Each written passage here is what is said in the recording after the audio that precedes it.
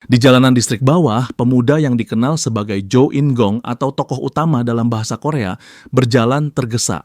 Nama tersebut memang diberikan oleh kedua orang tuanya dengan harapan suatu hari ia benar-benar menjadi protagonis dunia. Sesampainya di sebuah toko, orang-orang yang mengenalnya langsung menyapa. Oh, tokoh utama datang. Seperti biasa karena namanya, ia kerap digoda sejak kecil. Namun ia tidak terlalu mempermasalahkan hal itu karena keinginannya menjadi seorang protagonis sungguh kuat. Ia meminta pemilik toko berhenti menggoda, lalu bertanya, apakah game yang ia cari sudah tersedia. Dengan tawa ringan, pemilik toko berambut pirang menjawab bahwa ia sudah menyiapkan satu kopi untuknya. Jo In-gong sedang mencari remake dari Night Saga Re. Kisah dalam game tersebut berkisar pada konflik antara kelompok manusia dan para demon. Pemain bisa memilih menjadi pahlawan manusia bernama Locke atau Zephyr Ragnaros, putra kedua Raja Kegelapan yang berkelana demi mencapai tujuan masing-masing. Jo In-gong telah menamatkan Night Saga lebih dari 10 kali saat masih kecil sehingga ia hafal semua karakter, item, lokasi, dan kejadian. Selain itu, game ini menjadi rilisan pertama setelah kemunculan sistem gaming berbasis virtual reality. Keluar dari toko, Jo In-gong pulang ke rumah. Ia mengambil chip kecil dari kemasan game lalu mengenakan helm virtual reality dan memasukkan cartridge Night Saga. Duduk di kursi virtual reality, ia merenung sejenak sebelum berbisik pada diri sendiri. Bermain sebentar, mungkin 8 jam. Tidak lama kemudian, Jo In-gong merasa seolah jatuh ke sebuah semesta yang menariknya menembus materi.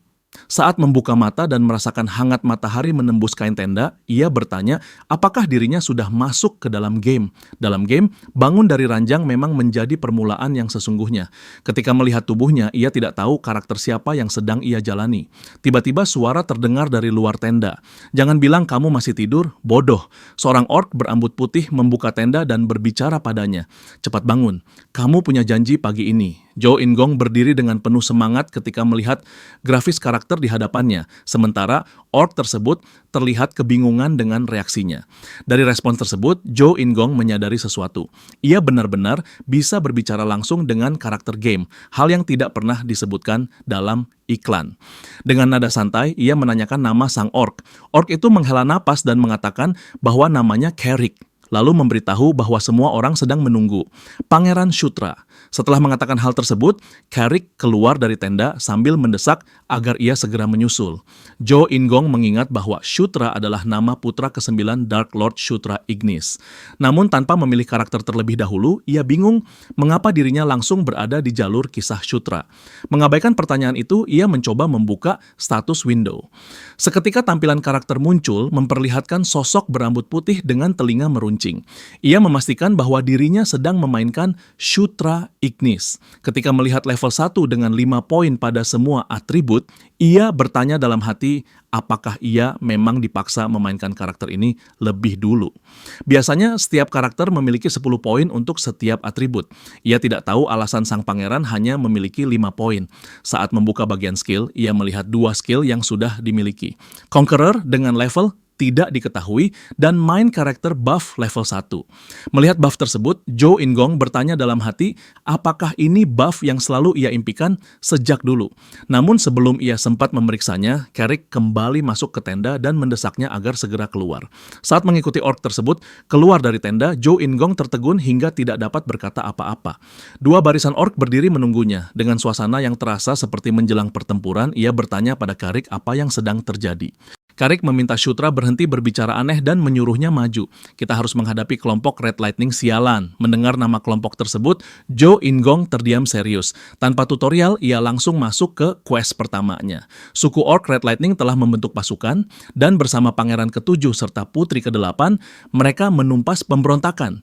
Mengikuti Carrick, Jo In-gong bertanya dengan bingung. Hanya 10 orang yang ikut dalam tugas pertamaku. Melihat tingkahnya, Carrick mengingatkan hal yang ia ucapkan kemarin. Ini hanya pengintaian. Kita tidak membutuhkan banyak orang. Ketika melihat Shutra melamun terus, Carrick bertanya apakah ia memakan sesuatu yang aneh karena ia terlihat berbeda dari biasanya. Jo In-gong mengabaikan pertanyaan tersebut. Ia menggerakkan tangan dan membuka window hanya dengan berpikir.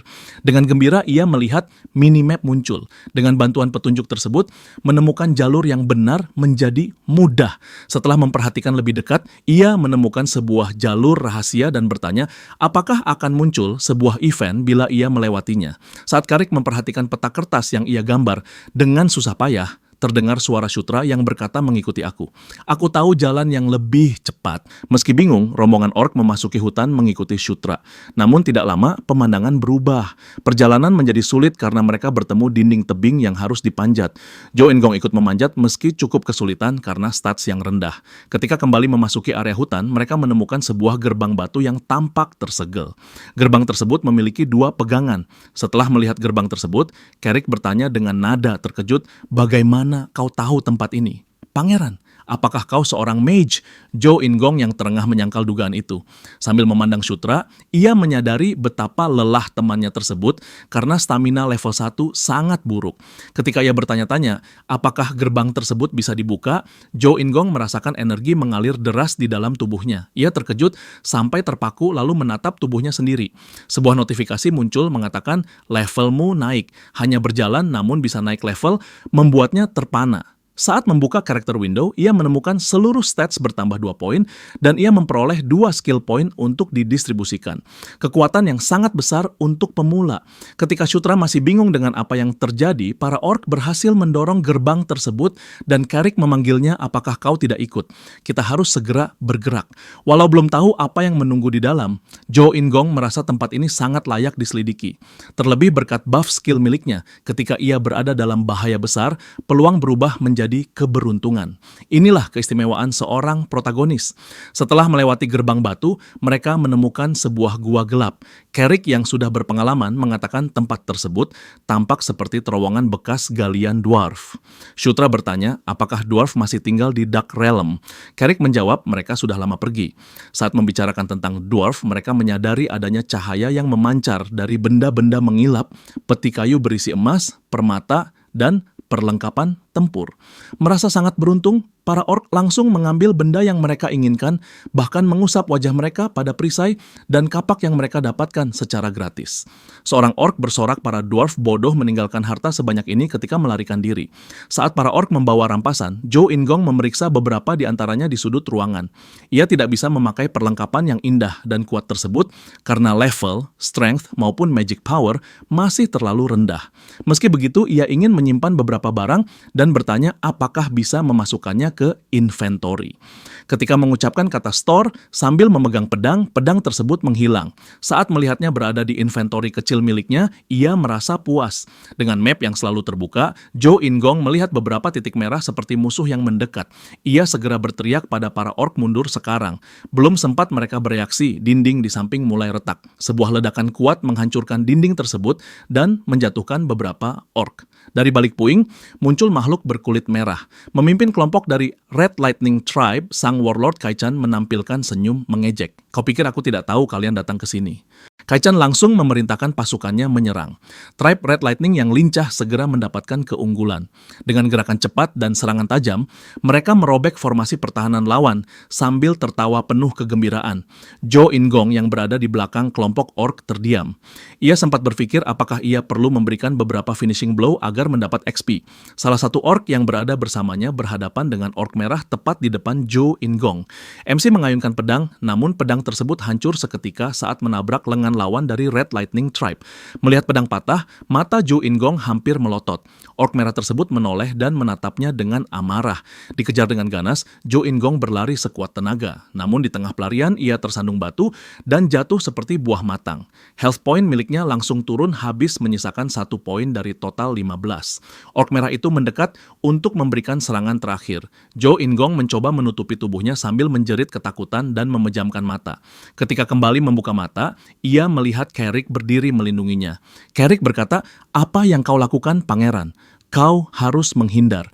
Zhou Ingong terkejut, namun ia memperhatikan Carrick bertarung dengan gagah melawan anggota Red Lightning Tribe.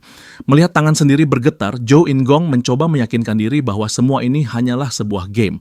Merasa tidak sanggup menahan tekanan mental, ia membuka menu. Ia sangat takut hingga tidak ingin melanjutkan permainan.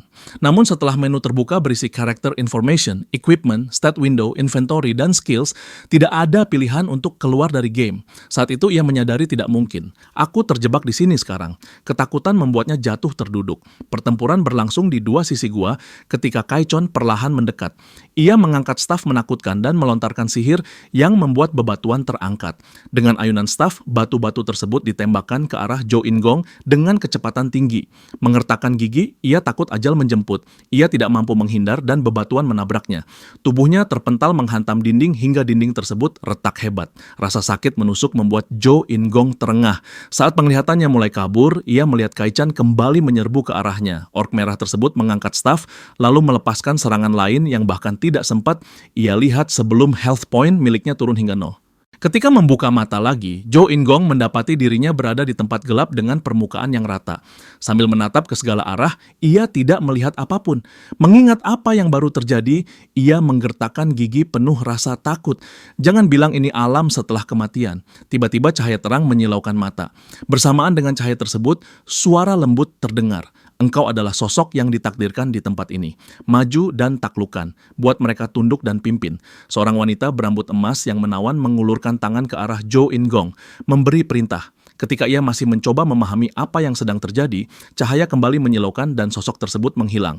Di dalam gua, pertempuran antara ork hijau dan ork merah semakin memanas dari waktu ke waktu. Karena tubuh mereka lebih kecil, ork merah bergerak lebih gesit dan berhasil mengungguli lawan. Mereka menyerang dari belakang, dari atas, dan dari sudut yang sulit diprediksi.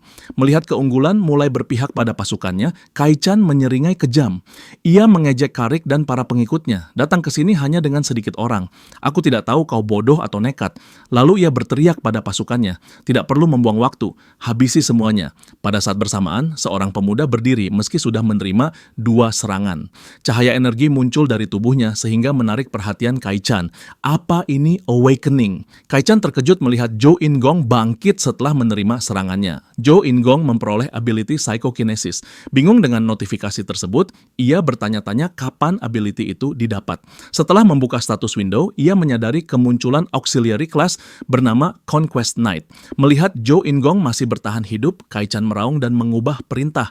Apa yang kalian lakukan? Serang dia sekarang. Karik menggertakkan gigi ketika melihat pangeran terancam. Ketika ork merah menyerbu ke arah pangeran, Karik dan rekan-rekannya berdiri di depan sambil berteriak melindungi pangeran. Jangan biarkan ia terluka. Jo In-gong terkejut melihat bentrokan kembali mengeras dengan dirinya sebagai pusat konflik 2 tribe. Tanpa tahu apa yang harus dilakukan, ia memeriksa character information. Dalam Night Saga, ia tidak pernah melihat kelas bernama Conquest Knight dan bertanya-tanya alasan kemunculannya. Namun tanpa memikirkan lebih jauh, ia bergerak cepat. Dengan cahaya yang berkumpul, ia menancapkan pedang patah ke tanah. Sebuah mantra menggema di pikirannya, seakan ia telah menguasainya sejak lama. Dengan tatapan teguh, ia melafalkan kekuatan penaklukan adalah kekuatan raja. Di bawah panji sang raja, saat ia mengucapkan mantra, cahaya yang memancar dari pedang meresap ke seluruh goblin dari tribe-nya. Ability yang dilancarkan Jo In-gong memberikan buff kepada seluruh sekutu dalam jarak tertentu. Dipenuhi energi, ork hijau merasakan kekuatan mereka melonjak dan keberanian mereka bangkit. Basmi mereka semua. Tribe Jo In-gong menyerbu dan dalam satu tebasan, mereka menjatuhkan ork dari Red Lightning Tribe satu demi satu. Kekuatan mereka melonjak seperti badai yang menyapu setiap musuh, baik dengan pukulan maupun tendangan. Kai-chan terperanjat melihat para musuh mendadak menjadi jauh lebih kuat. Meski dikelilingi pengawal pribadinya, ia mulai tampak gentar. Dengan wajah terguncang, ia bergumam ini benar-benar gila. Ork hijau tak terbendung dan jarak mereka semakin dekat. Saat itu ia melihat pemuda di belakang gua dengan pedang yang tertancap di tanah.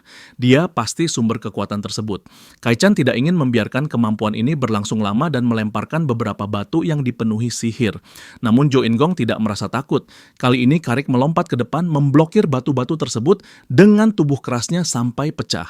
Dukungan dan perlindungan menyatu. Ork tegar tersebut tidak membiarkan pangerannya disakiti sehingga Karik menerima seluruh stat bonus yang diberikan. Jo In-gong memberi perintah untuk maju. Tanpa belas kasihan, orc hijau itu menyerang lawannya. Kai-chan melihat Carrick yang dipenuhi energi mendekat dengan kecepatan mustahil untuk dihindari. Ia terpaku tidak mampu memikirkan langkah apapun. Dalam satu pukulan, Carrick mengakhiri Kai-chan sepenuhnya. Ketika Kai-chan jatuh, seluruh anggota tribe-nya menoleh. Teriakan ketakutan terdengar dan Red Lightning Tribe melarikan diri. Namun Jo In-gong dan rekan-rekan Carrick tidak membiarkan mereka kabur dengan mudah.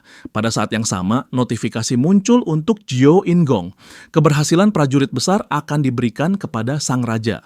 Level miliknya naik berkali lipat berkat prestasi yang dibagikan para bawahannya. Sambil melihat level naik dengan antusias, Carrick memperhatikan rekan-rekannya. Sambil menatap tangannya sendiri, Carrick bertanya-tanya apa sebenarnya sumber kekuatan ini. Dengan pandangan serius, ia melihat pangeran yang bertingkah aneh karena tersenyum sendiri sambil memainkan udara. Ia mulai berpikir jangan-jangan pangeranlah sumber kekuatan tersebut. Ketika para orcs kembali ke desa, mereka merayakan kemenangan di sekitar api unggun di dalam sebuah pondok. Jo In-gong membuka berbagai jendela konfigurasi tetapi tidak peduli seberapa lama ia mencari. Tidak ada tombol exit game. Untuk menenangkan diri, ia mencoba berpikir jernih. Ia akhirnya mempertimbangkan dua kemungkinan. Kemungkinan pertama, ia terjebak dalam virtual reality karena bug. Jika benar, pembaruan di masa depan mungkin akan memperbaikinya. Kemungkinan kedua terdengar tidak masuk akal, namun perlahan ia mulai mempercayainya.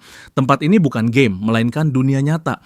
Ia pernah membaca situasi semacam ini dalam banyak novel dan komik. Seseorang terseret ke dunia game atau dunia serupa. Tingkat realisme tempat ini begitu tinggi sehingga ia hanya bisa menyebutnya nyata. Ia bisa berbicara dengan karakter lain dan yang paling penting, tidak ada sensor luka maupun bagian tubuh sensitif. Ia mulai cemas memikirkan apa yang harus dilakukan bila benar-benar berada di dunia lain.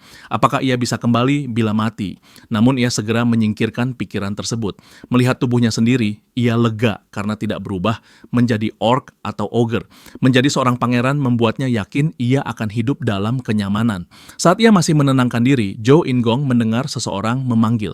Sosok tersebut adalah Carrick. Ketika mereka pergi ke tempat yang sepi, Carrick menyarankan untuk berlatih duel. Karena pangeran tampak bingung, orc itu menjelaskan, kau adalah pangeran dan komandan yang harus aku layani. Jadi bukankah akan bermanfaat untuk masa depanmu jika aku mengetahui level pedangmu? Sambil mempertimbangkan apakah akan menerima duel, Carrick melemparkan pedang kayu kepadanya dan memperingatkan bahwa ia akan bermain ringan. Jangan khawatir.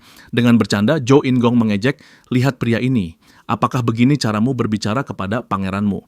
Jo In-gong mengambil inisiatif, menyerbu Carrick sambil memerintah, jika kau akan bertarung, lakukan dengan benar. Orc itu mengamati pemuda tersebut mendekat dengan seksama. Tetapi ketika serangan Jo In-gong mengenai, keduanya melihat sesuatu yang aneh. Mencoba lagi, Jo In-gong menyerang Carrick beberapa kali dengan pedang kayu, tetapi tidak satupun goresan muncul. Orc itu merasa seolah telur dilempar ke batu keras. Menguji pangerannya, Carrick membalas dengan satu ayunan pedang dan dengan tak percaya membuat Jo In-gong terlempar. MC jatuh ke tanah, kemudian duduk kembali setelah beberapa saat. Khawatir, Carrick bertanya, apakah ia baik-baik saja? Meskipun mengeluh kepada orc, Jo In-gong memperoleh banyak dari latihan tersebut. Ia mendapatkan skill basic swordsmanship level 1. Melihat notifikasi skill, ia terkejut bertanya-tanya bagaimana hal itu terjadi. Namun, setelah berpikir lagi, ia teringat kejadian serupa ketika terkena psychokinesis Kai-chan. Ia merasa mempelajari skill dengan mengalaminya langsung melalui serangan yang diterima. Carrick bermaksud mengakhiri sparring, tetapi Jo In-gong memotongnya. Dasar bajingan. Siapa bilang sudah selesai? MC berdiri, memegang pedang dengan erat dan tersenyum berani, aku baru mulai. Kali ini, Jo In-gong maju dengan percaya diri, memegang pedang di sampingnya. Carrick terkejut dengan serangan itu. Saat mencoba bertahan, ia merasakan kekuatan lebih besar dari perkiraan. Dalam pertukaran singkat mereka, ia menyadari bahwa gerakan pemuda itu jelas meningkat. Ia bertanya-tanya mengapa sebelumnya terlihat buruk dan apakah ia tiba-tiba menjadi lebih baik. Menguji kemampuan, Carrick mengayunkan pedangnya dari bawah ke atas dan menyerang. Tetapi Jo In-gong menghindar dengan melompat ke belakang, tidak terkena dalam pertukaran terakhir. Senyum percaya diri muncul di wajah Jo In-gong. Bagaimana itu? Sekarang kau bisa menghadapinya. Secara tiba-tiba, Jo In-gong bertanya kepada Carrick levelnya. Setelah berpikir sejenak, orc itu menjawab bahwa terakhir kali ia memeriksa levelnya 21. Dengan beberapa pertimbangan, Jo In-gong membuka status window miliknya. Berlevel 7, ia menemukan dirinya mampu menahan serangan orc. Harus diakui bahwa semua orang di dunia ini memiliki level. Tetapi tidak seperti Zhou In-gong, mereka tidak bisa memeriksa level melalui status window atau yang sejenis. Mereka harus menggunakan ability level measurement magic untuk mengetahuinya. Singkatnya, bisa melihat status detail dan menambah poin saat level naik menjadi keuntungan besar. Memanfaatkan keuntungan ini, Zhou In-gong maju melawan Carrick sekali lagi. Dengan semangat, ia bertukar pukulan pedang dengan orc. Bisa menjadi lebih kuat terasa sangat menyenangkan. Dan mengetahui bisa melampaui orang lain lebih memotivasi. Dalam game Night Saga, cerita Dark Realm berfokus pada Zephyr yang menjadi Raja Kegelapan untuk mengalahkan saudara-saudaranya. Banyak episode terjadi hingga akhir game, tetapi yang paling penting adalah event wajib Hunt Day. Event ini terjadi setiap 517 tahun di Dark Realm, di mana Zephyr menghadapi semua saudaranya sekaligus untuk mencapai tujuannya. Saudara Zephyr termasuk Zhou In-gong Ignis, pangeran yang tubuhnya diambil alih oleh tokoh utama. Saat ini tahun 512, jadi masih ada waktu sampai tahun 517. Tujuan Zhou In-gong adalah mencegah event ini dalam sisa waktu yang ada. Skenario terbaik baginya adalah menjadi lebih kuat dari Zephyr, tetapi itu mungkin cukup sulit. Saat Zhou In-gong merenung di hutan, Carrick mendekat. "Pangeran, apa yang kau lakukan di sini? Aku mencarimu selama berjam-jam." Terkejut, Zhou In-gong bertanya apakah ada masalah. Carrick bingung. "Apa maksudmu ada masalah? Apakah kau lupa dengan janji hari ini?" Bingung, MC mendengar Carrick mengatakan bahwa semua orang menunggunya. Beberapa bendera dikibarkan di desa Orc. Duduk di meja untuk minum teh, Zhou In-gong memaksakan senyum. Melihat keduanya, ia berkomentar, "Kalian datang lebih awal." Di sebelah kiri duduk seorang gadis dengan rambut ungu gelap sedang menyeruput teh. Di sampingnya seorang pria berotot seperti orc dengan rambut pirang seperti surai singa. Pria itu, Pangeran ke-7, Chris Moonlight, berkata setelah mendengar cara bicara Zhou In-gong, "Bicara santai saja. Kita saudara, bukan." Gadis muda di sisinya, putri ke-8, Caitlin Moonlight, juga berkata, "Kakak, ini pertama kali kita bertemu langsung." Meskipun begitu, Chris tetap bersikap ramah. "Tidak apa-apa, panggil saja kami kakak dan adik dengan nyaman." Keduanya lahir dari ratu keempat, Elaine Moonlight, Ratu Lianthropes. Mereka adalah yang paling sulit dihadapi tokoh utama saat memainkan Night Saga. Namun, Chris dan Caitlin dieliminasi 1 tahun sebelum Hunt Day oleh Zephyr dan anak-anak Dark King lain. Alasan terkait rahasia kelahiran Caitlin Moonlight. Ia bukan anak Dark King, melainkan anak haram. Membuka ingatan tokoh utama, Caitlin membangunkannya, bertanya, "Mengapa kau melawan mereka dan tidak mengikuti rencana seperti kukatakan?" Dengan tergesa, MC mencoba menjelaskan bahwa ia tidak tahu mereka akan muncul tiba-tiba. Zhou In-gong terkejut saat gadis itu berdiri, mendekatinya, memeriksa tubuh pemuda itu. Ia ingin memastikan apakah ada luka. Kesal dengan perhatian itu, ia memperingatkan, "Kau yang paling lemah dari saudara, hati-hati." Terkejut melihat perhatian itu, Zhou In-gong bertanya-tanya, apakah anak-anak Dark King bisa akur dengan begitu baik? Ketika Caitlin duduk kembali, Chris berkata, "Lain kali kau melakukan hal berbahaya, kau akan dihukum." Mengangguk pada perhatian Chris, Zhou In-gong bertanya-tanya apakah mereka terlalu baik. Melihat keduanya, ia mencoba mengingat apa yang diketahui tentang game. Berkat vitalitas yang melimpah, Lianthropes memiliki banyak pengguna aura.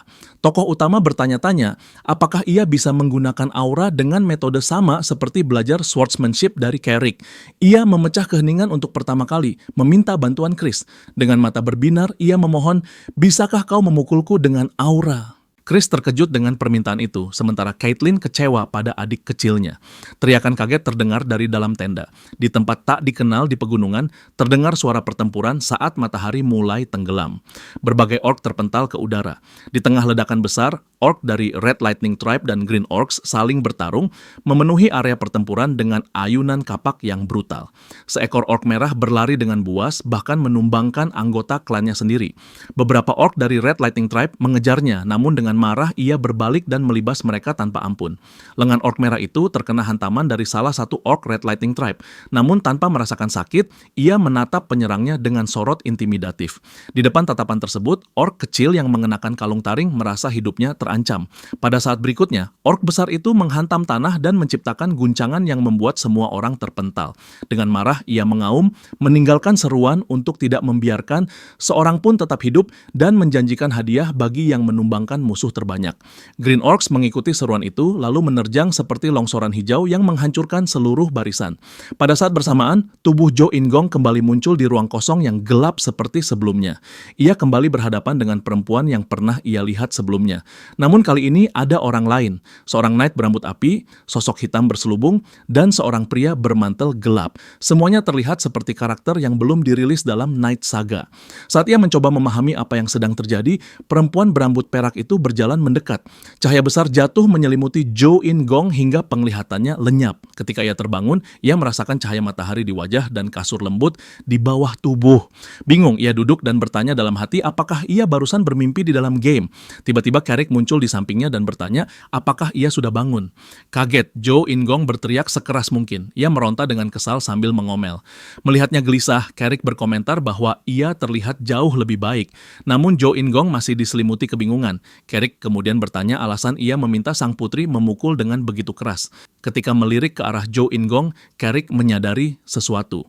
Sekitar tubuh Jo In-gong mengalir energi samar seperti kabut. Melihat energi tersebut dan notifikasi yang muncul, Jo In-gong menyadari bahwa ia telah memperoleh aura.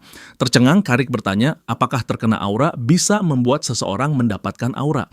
Dengan nada misterius, Jo In-gong menjawab bahwa hal tersebut hanya sebagian benar. Orc itu juga bertanya apakah Jo In-gong yang menyebabkan kejadian di dalam gua. Ketika kebenarannya terungkap, Carrick merasa terkesan. Jo In-gong mengalihkan topik dan menanyakan apakah ada kejadian selama ia tertidur.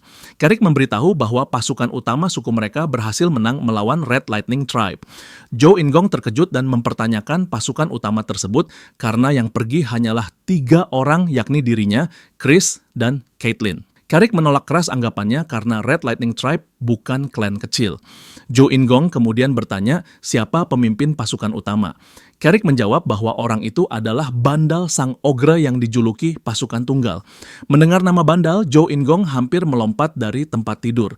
Bandal memang terkenal kuat dan tidak rasional. Karena itulah ia menjadi bawahan yang paling sering dipakai Jo In-gong saat bermain sebagai Zephyr Ragnaros. Jo In-gong tiba-tiba tersadar bahwa ini kesempatan bagus. Bandal baru akan menjadi bawahan Zephyr Ragnaros pada tahun 515, sehingga saat ini ia belum berada di bawahnya. Dengan penuh minat, Jo In-gong mulai mempertimbangkan kemungkinan merekrut Bandal lebih dulu. Ia mengetahui segalanya tentang Bandal, mulai dari hadiah favorit, makanan kesukaan, hingga kemampuan khusus. Syarat terpenting untuk menarik Bandal hanyalah satu, mengalahkannya dalam duel 1 lawan 1. Dengan semua informasi tersebut, Jo In-gong merasa cukup mampu menjadikannya bawahan sebelum Zephyr Ragnaros melakukannya. Masih ada banyak waktu sebelum masa itu datang, jadi ia merasa masih memiliki ruang gerak. Ia pun menetapkan tujuan pertama, menjadikan Bandal sebagai bawahan. Beberapa waktu kemudian, Jo In-gong bertemu saudara-saudaranya di perkemahan Catral. Mereka tidak percaya ketika melihat Jo In-gong mampu menciptakan sfir aura. Menguasai teknik dasar pelepasan aura dalam 1 hari, ditambah seluruh poin yang ia masukkan ke aura, membuat Jo In-gong tersenyum puas saat melihat hasilnya. Namun memasukkan semua poin ke aura bukan tindakan gegabah.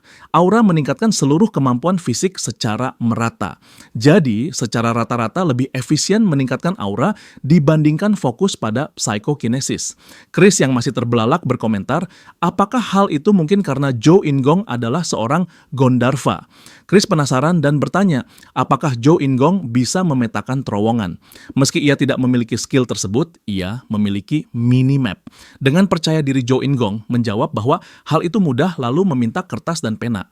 Beberapa saat kemudian, mereka bertiga masuk ke sebuah tenda.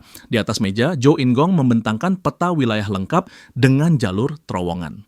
Chris terkejut dan mengakui bahwa peta tersebut bahkan lebih rinci dibanding peta yang ia miliki. Dengan antusias, ia menepuk bahu saudaranya dan memujinya sebagai seorang jenius. Sejak Red Lightning Trap jatuh, Caitlyn menyebut bahwa pihak lain tidak mengetahui mereka memiliki informasi mengenai terowongan. Chris memahami maksudnya. Mereka bisa memanfaatkan terowongan untuk mengejutkan para musuh yang tersisa. Karena itu keduanya meminta satu bantuan lagi dari Jo In-gong. Jo In-gong kembali berangkat ke hutan bersama Carrick sambil memimpin beberapa orc lain. Carrick bertanya apakah mereka sedang menjalankan misi pengintaian lagi. Jo In-gong mengangkat bahu dan mengatakan ia tidak bisa menolak karena ia yang paling lemah di antara saudara-saudaranya. Meski begitu, Carrick lega karena mereka mendapat bala bantuan berkat prestasi yang telah mereka kumpulkan. Dalam perjalanan, beberapa orang menghentikan langkah Jo In-gong. Ia bertemu dengan Caitlyn dan seorang gadis lain.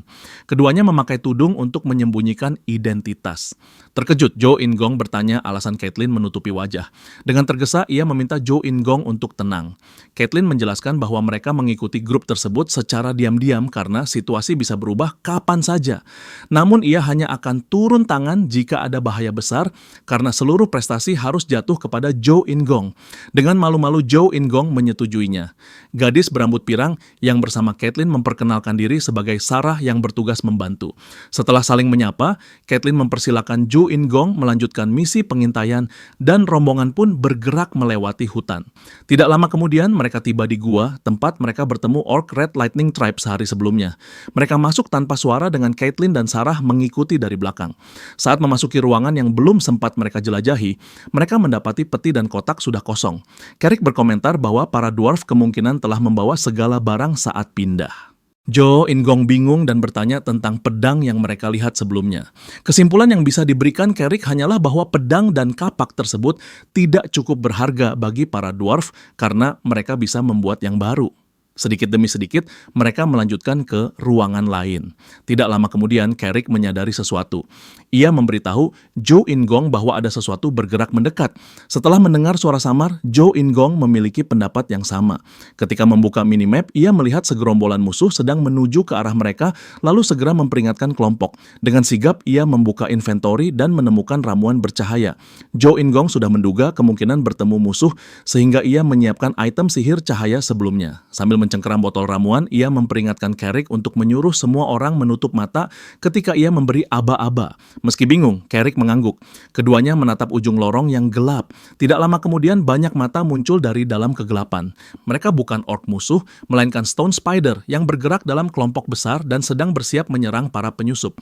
Monster tersebut sangat familiar bagi Jo In-gong karena Stone Spider selalu bergerombol dan memiliki bisa paralisis yang kuat.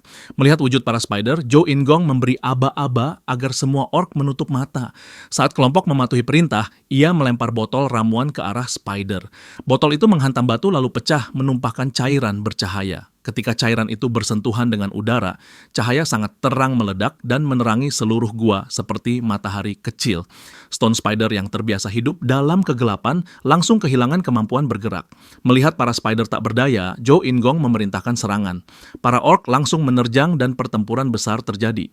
Berkat cahaya yang Jo In-gong ciptakan, para orc mendapatkan keunggulan dan dengan cepat mengatasi seluruh spider. Sambil memperhatikan minimap, Jo In-gong memahami bahwa kelompok Stone Spider selalu dipimpin satu bos. Dan dengan minimap, ia menemukannya.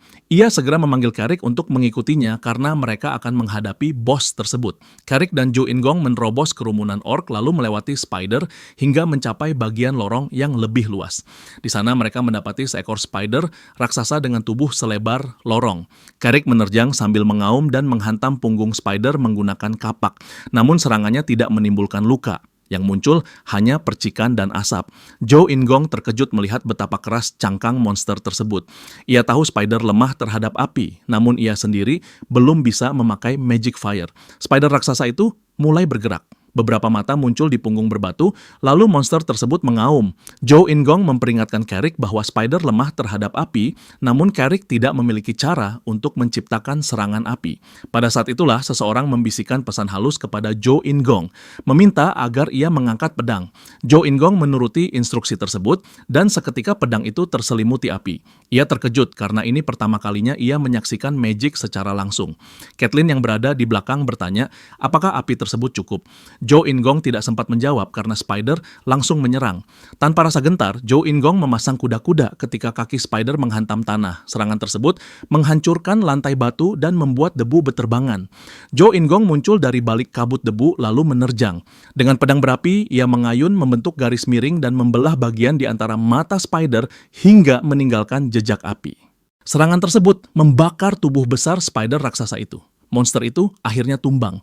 Jo In-gong menyaksikan tubuh spider berubah menjadi arang sedikit demi sedikit sementara berkah XP mengalir kepadanya. Cahaya melingkupi tubuh Jo In-gong ketika status window terbuka dan ia menyadari sudah mencapai level 9 dalam waktu sangat singkat. Caitlin bertanya apakah ia baik-baik saja karena melihat cahaya seperti berkah mengalir padanya. Jo In-gong menenangkannya. Caitlin kemudian bertanya apakah ia mendapatkan berkah Gandharva. Agar tidak menimbulkan kecurigaan dan menghindari penjelasan rumit, Jo In-gong memilih mengiyakan saja. Caitlin masih bingung dan menanyakan bagaimana ia bisa bertarung begitu baik seolah pernah menghadapi Stone Spider sebelumnya. Dengan sedikit kikuk, Jo In-gong menggaruk bagian belakang leher lalu tersenyum malu. Ia mengatakan bahwa ia pernah membaca tentang monster tersebut dalam buku. Tentu saja ia tidak akan mengaku bahwa ia pernah melawan Stone Spider saat bermain game. Percakapan mereka terhenti ketika Carrick memanggil Jo In-gong untuk memperlihatkan sesuatu. Ia menunjukkan sebuah pintu logam yang tertanam pada dinding batu. Mereka membuka pintu dan hawa dingin keluar. Hanya Jo In-gong, Carrick, Caitlin, dan asistennya Sarah yang masuk ke dalam ruangan bulat itu. Ketika melihat ke tengah ruangan, Jo In-gong mendapati sebuah magic circle dengan wujud mirip portal. Carrick menjadi semakin penasaran dan bertanya apakah Jo In-gong mengetahui benda tersebut. Jo In-gong menolak sambil berpikir sejenak. Ia kemudian mengatakan bahwa ia hanya menebak. Pola yang terukir terlihat seperti buatan dwarf meski ia belum pernah bertemu dwarf saat bermain sebagai Zephyr Ragnaros. Namun ia pernah melihatnya ketika bermain sebagai hero. Ia menduga portal itu bekerja dengan mengalirkan magic ke dalamnya. Jo In-gong kemudian mendekati crystal ball yang menyala di atas pedestal batu. Setelah mengamati crystal ball tersebut, ia menyimpulkan bahwa benda itu mungkin portal. Caitlin terlihat ragu, namun Sarah juga merasa kesimpulan Jo In-gong masuk akal. Caitlin bertanya, apakah mereka bisa mengetahui kemana portal tersebut terhubung. Sarah belum yakin, namun percaya akan ada tulisan penghubung di sekitar area. Tidak lama kemudian, Carrick menemukan panel di dinding berisi simbol. Ketiganya mendekat untuk melihat. Tulisan tersebut bukan berasal dari bahasa kerajaan kegelapan. Mereka menduga itu bahasa dwarf. Carrick bertanya, apakah Caitlin bisa membacanya? Caitlin menggeleng cepat. Ketika Sarah diminta membaca, ia pun tidak bisa. Namun seseorang di antara mereka membaca tulisan itu. Zishuka Mountains, Portal 2. Terhubung ke Portal 3. Semua orang menatap Jo In-gong karena ia yang mengucapkannya. Jo In-gong sendiri terkejut dan bertanya bagaimana ia bisa membaca huruf dwarf. Ternyata ia memperoleh skill pasif Dwarven Script hanya dengan melihat tulisan tersebut. Carrick menegaskan sekali lagi apakah ia benar bisa membacanya, dan Jo In-gong mengangguk pelan. Caitlin menatapnya dengan bingung sambil bertanya kapan ia belajar bahasa dwarf. Sementara itu Sarah bertanya apa yang ada di bawah tujuan portal tersebut. Dengan tangan di dagu, Jo In-gong menyebut bahwa portal akan aktif ketika kristal dialiri sihir. Jo In-gong lalu bertanya apakah kakaknya bisa memasukkan sedikit sihir ke dalam kristal. Namun sang kakak ingin misi itu dilakukan olehnya. Ia menolak karena merasa masih canggung mengendalikan sihir. Pada akhirnya Caitlin bersedia menggunakan sihirnya dan menyentuh kristal di tengah aula. Kristal memancarkan cahaya sangat terang, lebih kuat dari sebelumnya memenuhi seluruh ruangan. Ketika cahaya memuncak, sebuah hologram 3 dimensi muncul. Kelompok mereka langsung mengenali lokasi yang terlihat. Pegunungan Zashuka. Ada satu titik bercahaya di garis kontur pegunungan, kemungkinan besar tempat mereka berdiri saat ini. Satu titik bercahaya lain tampaknya menandai portal lain yang terhubung dengan tempat ini. Mereka mulai membayangkan keberadaan persembunyian para dwarf di sana. Carrick merasa ini kabar bagus karena pasukan utama suku Red Lightning berada di depan pegunungan tersebut. Jo In-gong memberi isyarat setuju jika mereka pergi ke portal kedua, mereka bisa menyerang para Red Orc dari belakang. Namun ketika Caitlin ingin membahas detail rencana bersama kakak mereka yang lain, Chris, mereka memutuskan mengakhiri ekspedisi dan kembali. Setelah kembali ke desa Orc dan menjelaskan temuan mereka, Chris berseru terkejut. Ia menepuk bahu Jo In-gong beberapa kali sambil tertawa besar. Dengan semangat, Chris menyebut bahwa jika Jo In-gong menginginkan sesuatu, ia tinggal menyebutkan dan Chris akan memberikannya selama mampu. Jo In-gong terkesan dengan tawaran itu dan Chris sebagai kapten sekaligus kakak tertua ingin memberinya hadiah. Chris meminta agar tawarannya tidak ditolak karena ia akan kecewa. Jo In-gong mengangkat sedikit senyum dan bertanya apakah permintaan yang agak tidak masuk akal tetap diperbolehkan. Chris semakin penasaran mendengar nada suaranya. Dengan ragu, Jo In-gong bertanya apakah Chris bisa mengajarinya Divine Beast Fist. Permintaan itu begitu mengejutkan sampai Chris seakan merasa dunia runtuh. Karena level Jo In-gong masih rendah dan ia tidak bisa memakai senjata dengan baik, ia berharap skill memberikan hasil berbeda. Divine Beast Fist adalah seni bela diri dengan kombinasi langkah dan pukulan yang diwariskan dari generasi ke generasi keluarga kerajaan Lianthrop. Singkatnya, sebuah martial art peringkat S Jo In-gong sadar bahwa permintaan ini sangat tidak masuk akal dan ia tak akan memaksa jika Chris menolak. Chris menyilangkan tangan dan menggeleng. Jo In-gong mengira ia meminta terlalu banyak, namun tak disangka Chris mengabulkannya. Ia hanya memperingatkan bahwa ia tidak bisa mengajarkan rahasia terdalam teknik tersebut. Jo In-gong sempat bersemangat, namun Chris mengubah pernyataannya. Ia bisa mengajarkan auranya saja, bukan rahasia teknik. Ketika Chris bertanya apakah itu cukup sebagai hadiah, Jo In-gong sempat terdiam. Melihatnya diam, Chris mengira ia tidak senang. Tetapi Jo In-gong cepat mengayunkan kedua tangan sebagai penolakan. Ia menyebut bahwa ia sangat menyukainya. Dengan senyum akrab, Chris bertanya, apakah mulai sekarang ia boleh menganggap Jo In-gong sebagai adik laki-laki selain Caitlyn? Jo In-gong sempat bingung karena panggilan semacam itu memiliki makna mendalam, terlihat jelas dari mata Chris. Namun ini bukan tawaran buruk, ia menjabat tangan Chris dan menerima. Chris dan Caitlyn tersenyum, begitu pula Jo In-gong yang berharap mereka bisa bekerja sama dengan baik. Saat tangan mereka berjabatan, sebuah notifikasi muncul untuk Jo In-gong. Sebuah aliansi terbentuk bersama Chris Moonlight dan Caitlyn Moonlight. Status aliansi saat ini normal. Matahari mulai terbenam dan langit menggelap di wilayah suku Red Lightning.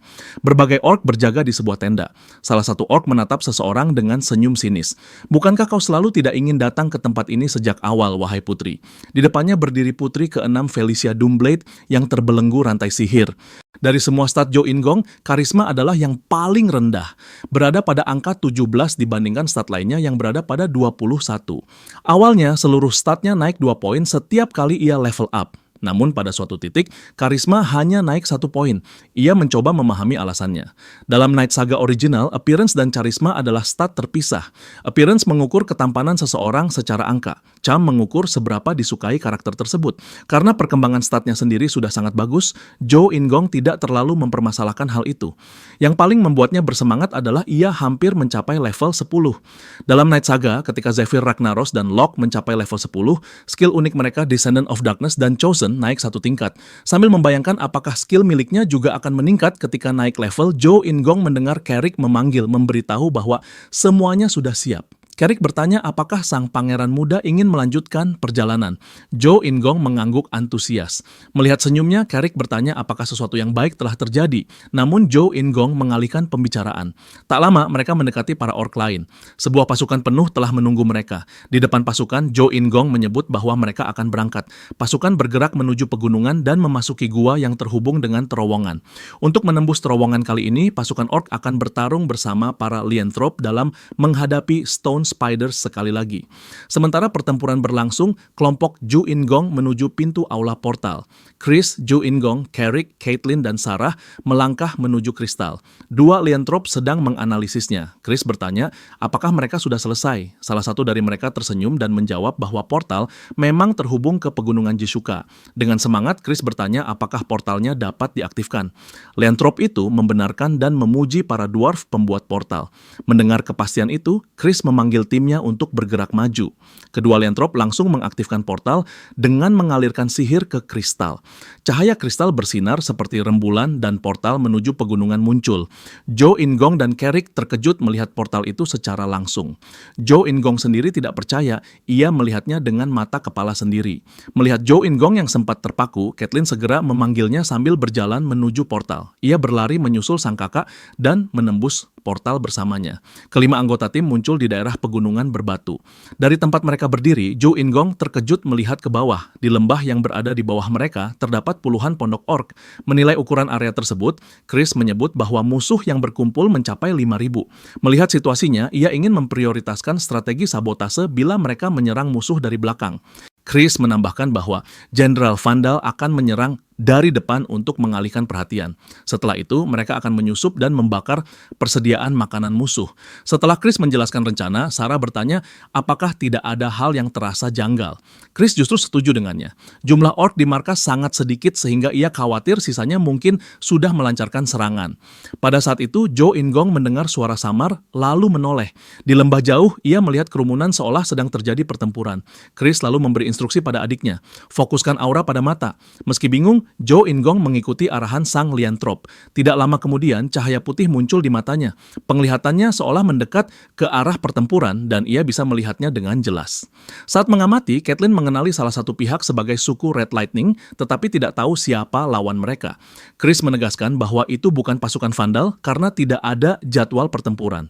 Skala bentrokan juga terlalu kecil untuk melibatkan pasukan mereka. Sementara mereka berbicara, Zhou Ingong terus menjaga fokus. Tidak lama kemudian, ia melihat di antara para orc merah beberapa perempuan berambut putih yang menunggangi hewan buas. Mereka bertarung sengit melawan orc Red Lightning. Terkejut, ia bersuara pelan. Dark Elf. Semua orang menatap Zhou Ingong karena ucapannya. Caitlin bertanya alasan ia menyangka musuhnya Dark Elf karena para penunggang itu tampak kecil dan mengendarai Drake. Ia tetap merasa mereka adalah Dark Elf. Melihat dari kejauhan, Chris bergumam bahwa kelompok tersebut mulai mundur. Mereka bertanya-tanya apakah komandan para elf berhasil ditangkap. Saat kelompok Dark Elf mulai kabur, Carrick berseru menanyakan apa yang sebenarnya terjadi. Zhou Ingong mengabaikannya karena lebih penasaran dengan kehadiran Dark Elf di wilayah tersebut. Setibanya kembali di markas, Zhou Ingong, Caitlin, dan Chris menerima transmisi dari Vandal. Di layar holografis, sang orc besar berbicara bahwa ia mendengar mereka menemukan portal elf dan memuji Chris. Vandal bertanya bagaimana ia mengetahui keberadaan portal. Chris justru menolak pujian itu dan mengalihkan penghargaan pada pangeran ke-9, Zhou Ingong. Dengan malu-malu, Zhou Ingong mengatakan bahwa ia hanya beruntung. Jenderal Vandal menyampaikan bahwa pangeran akan menerima hadiah dari Kastel Dark King. Setelah membahas hal lain, Chris memberitahu bahwa mereka menyaksikan pertempuran kecil di depan Camp Red Lightning dan bertanya apakah Vandal mengetahuinya. Vandal mengangguk dan menjelaskan bahwa Dark Elf memulai serangan terhadap orc-orc tersebut. Chris bingung apakah para elf itu mungkin merupakan bala bantuan dari Kastel Dark King. Vandal menjelaskan bahwa setelah penyelidikan, situasi menjadi rumit. Awalnya, para Dark Elf berniat bergabung dengan mereka. Namun Vandal kemudian mengungkapkan masalah yang sebenarnya. Kapten dari unit independen Dark Elf telah ditangkap oleh Red Lightning. Chris penasaran apakah itu alasan kelompok kecil Dark Elf bertarung mati-matian. Zhou Ingong ikut bertanya tentang siapa kapten unit itu. Dengan nada berat, Vandal mengungkapkan bahwa mereka semua mengenal orang tersebut. Sang kapten adalah Felicia Doomblade, putri ke-6 dan saudari mereka. Caitlin dan Chris terdiam. Felicia Doomblade adalah putri Sylvia Doomblade, ratu ketiga, juga mantan putri Dark Elf sekaligus saudari kembar Sylvan Doomblade. Dalam game, Felicia dan Sylvan berada di faksi Anastasia Nekrian, putri keempat. Kesan bahwa mereka adalah pihak lawan sangat kuat. Zhou Ingong bertanya-tanya mengapa Felicia bisa muncul di tempat itu. Ia menduga Felicia mungkin ingin mencari prestasi. Chris lalu menanyakan apakah suku Red Lightning mengetahui bahwa Dark Elf yang mereka tangkap adalah Felicia. Vandal tidak bisa menjawab. Mereka perlu memastikan hal itu. Chris bertanya langkah apa yang akan dilakukan. Vandal menjelaskan bahwa mereka akan mencoba menyelamatkan sang putri bila memungkinkan, berbicara dengan suku Red Lightning bila ada kesempatan, tetapi mereka tidak akan mundur. Setelah pamit, transmisi berakhir. Chris berkeringat dingin karena mengetahui kakaknya ditangkap. Caitlin menegaskan bahwa mereka harus menyelamatkan saudari mereka bila masih hidup. Namun Chris tidak sepenuhnya yakin. Bila kita mencoba menyelamatkannya, justru kita yang terluka. Caitlin terkejut mendengar ketakutannya, tetapi ia tidak mau menyerah. Aku harus menyelamatkannya. Dia keluargaku. Diam, Chris tampak ragu. Zhou Ingong memperhatikan reaksi itu dan merasa Chris tidak begitu bersemangat menyelamatkan Felicia. Seolah ada sesuatu yang terjadi di antara mereka. Beberapa saat kemudian, beberapa liantrope dipanggil untuk menjaga sebuah tenda. Chris memaparkan rencana di depan peta. Rencananya sederhana. Ketika Jenderal Vandal mengalihkan pasukan utama, mereka akan menyerang camp dari belakang. Setelah itu, Chris akan masuk ke pusat camp dan membuat kekacauan sebanyak mungkin. Caitlin dan Zhou Ingong akan memimpin unit masing-masing dan menyelesaikan tugas mereka. Zhou Ingong bertanya, apakah tugas mereka termasuk menyelamatkan Felicia? Chris mengangguk. Ya, kita akan membakar gudang makanan dan gudang senjata, lalu menyelamatkan Felicia pada saat yang sama. Namun ia kemudian mengingatkan bahwa bila situasi menjadi berbahaya, mereka harus mundur karena mereka tidak boleh kehilangan nyawa demi satu orang. Caitlin langsung tersulut emosi mendengar cara Chris memperlakukan Felicia. Namun Chris menggunakan otoritas sebagai komandan agar Caitlin diam. Caitlin menolak karena Felicia adalah keluarga. Zhou Ingong yang melihat pertengkaran itu heran. Ia merasa Chris benar-benar enggan menyelamatkan Felicia. Malam itu, di bawah langit berkabut pegunungan batu, suara langkah pasukan terdengar. Para orc mengacungkan kapak tajam sambil meneriakan ajakan maju untuk menumpas Red Lightning. Di atas bukit, Chris berdiri bersama beberapa orc. Dari sisi portal, ia mengamati permukiman suku Red Lightning. Para orc menjaga camp dengan tenang tanpa dugaan bahwa sesuatu akan terjadi. Chris memperdalam fokusnya dan sebuah ledakan tiba-tiba terjadi ratusan meter dari pemukiman. Para orc di area itu terpental dan terbakar. Seketika Vandal dan para orc lainnya menyerbu seperti gelombang daging. Mata Vandal memerah penuh amarah saat ia mengaum agar semua musuh dimusnahkan. Pada saat yang sama, Zhou Ingong memandang pemukiman dari puncak gunung lain. Karak yang berada di sampingnya kebingungan dan bertanya, apakah mereka tidak akan maju karena serangan sudah dimulai. Namun Zhou Ingong memintanya menunggu sinyal. Pertempuran langsung memanas ketika orc hijau menyerang Red Lightning yang sama sekali tidak siap. Vandal tetap berada di belakang untuk mengamati. Dengan pengamatan tajam, ia menunggu waktu yang tepat. Tiba-tiba ia berteriak bahwa saatnya telah tiba dan memerintahkan mundur. Setelah membakar dinding kayu perkemahan, para orc hijau yang dipimpin Vandal segera menarik diri. Melihat keadaan itu, Chris memerintahkan orc dan Liontrop yang bersamanya untuk bersiap. Ia juga mengangguk pada Zhou Ingong dan Caitlin agar segera menjalankan misi. Bergabung dengan kedua saudaranya, Chris memimpin seluruh pasukan menuju bagian belakang perkemahan Red Lightning. Karena harus menghadapi markas yang terbakar, para orc Red Lightning terkejut melihat serangan baru datang. Orc dan Liontrop menghajar musuh seperti palu batu dan menghancurkan apapun di depan mereka. Menemani adiknya, Caitlin memohon agar Zhou Ingong berhati-hati. Mendengarkan permintaan saudarinya, Zhou Ingong membuka mini-map. Ia segera memberi perintah pada Carrick dan para orc yang berada di depan. Belok ke kiri dan maju lurus untuk mencapai gudang. Carrick memimpin serangan sambil mengaum keras untuk menghabisi musuh. Ia menjadi yang pertama menebas lawan, mengayunkan senjata pada orc Red Lightning. Namun seekor orc merah bertubuh besar menyerangnya sambil mengangkat tinju. Carrick sempat terlihat ketakutan. Sesuatu yang dilempar Zhou Ingong melesat dan menghantam orc tersebut. Ia memakai skill throwing dagger dan menyelamatkan Carrick. Terkejut, Carrick bertanya kapan pangeran belajar melempar belati. Mengabaikan pertanyaan itu, Zhou Ingong terus bergerak bersama Carrick dan meminta agar ia mempercepat langkah. Ia menyembunyikan fakta bahwa skill ini baru ia dapatkan semalam. Melihat tempat penyimpanan makanan di depan, Carrick bertanya apakah mereka cukup membakarnya. Namun sebelum Zhou Ingong memberi perintah, ia teringat pada Felicia. Ia takut Felicia mungkin berada di dekat lokasi itu, sehingga ia meminta mereka mencari Felicia terlebih dahulu. Ia membuka minimap lagi dan memindai area dengan cepat. Baginya, Felicia adalah karakter netral, sehingga akan terlihat sebagai titik biru atau ungu di antara titik merah musuh. Tidak lama, Zhou Ingong menemukan sesuatu. Ia memanggil Carrick dan menunjuk arah yang perlu ditempuh. Zhou Ingong masuk ke tenda dan mencari Felicia. Tak lama kemudian terdengar suara memanggil namanya. Ketika ia melihat ke arah suara, ia menemukan seorang dark elf berambut putih. Dalam kondisi terbelenggu, perempuan muda itu berlutut di tanah. Felicia dengan mata merah, telinga runcing, dan rambut dikepang sebagian tampak sangat terkejut melihatnya. Zhou Ingong meminta agar semua penjelasan disampaikan nanti dan ia bergegas menuju rantai yang menahan Felicia. Karena tempat itu berbahaya, ia mengatakan bahwa mereka harus segera pergi secepat mungkin. Yang ingin Zhou Ingong lakukan hanyalah menyelamatkan Felicia agar ia bersikap baik padanya. Usaha itu tampak berhasil karena Felicia menatapnya dengan rasa heran dan ketertarikan. Setelah berhasil melepaskan belenggu dan membawa Felicia keluar tenda, Zhou Ingong memintanya mengikuti langkahnya. Mari bertemu Chris dan Caitlin. Felicia terkejut dan bertanya apakah keduanya benar-benar datang untuk menolongnya. Zhou Ingong bingung mengapa ia menyampaikan pertanyaan sejelas itu dan balik bertanya, apakah ada alasan bagi mereka untuk tidak menyelamatkannya. Tertegun, Felicia mengalihkan pembicaraan. Saat Felicia hendak menjelaskan pertarungan internal keluarga, Carrick berteriak bahwa musuh kembali datang. Zhou Ingong bergegas dan meminta Felicia mengikutinya. Felicia mengiyakan lalu bertanya sejak kapan ia memanggilnya kakak. Saat memandang punggung Zhou Ingong, Felicia terkejut karena melihat sesuatu melesat ke arahnya. Zhou Ingong, di belakangmu. Mendengar Felicia, Zhou Ingong menoleh, tetapi ia tidak sempat menghindar. Cahaya menembus tubuhnya sebelum ia bergerak. Batuk basah keluar bersamaan dengan rasa sakit hebat. Ledakan terjadi di sekitar tubuhnya dan sebuah bola api muncul di depan Carrick dan Felicia. Zhou Ingong lenyap dalam kobaran api.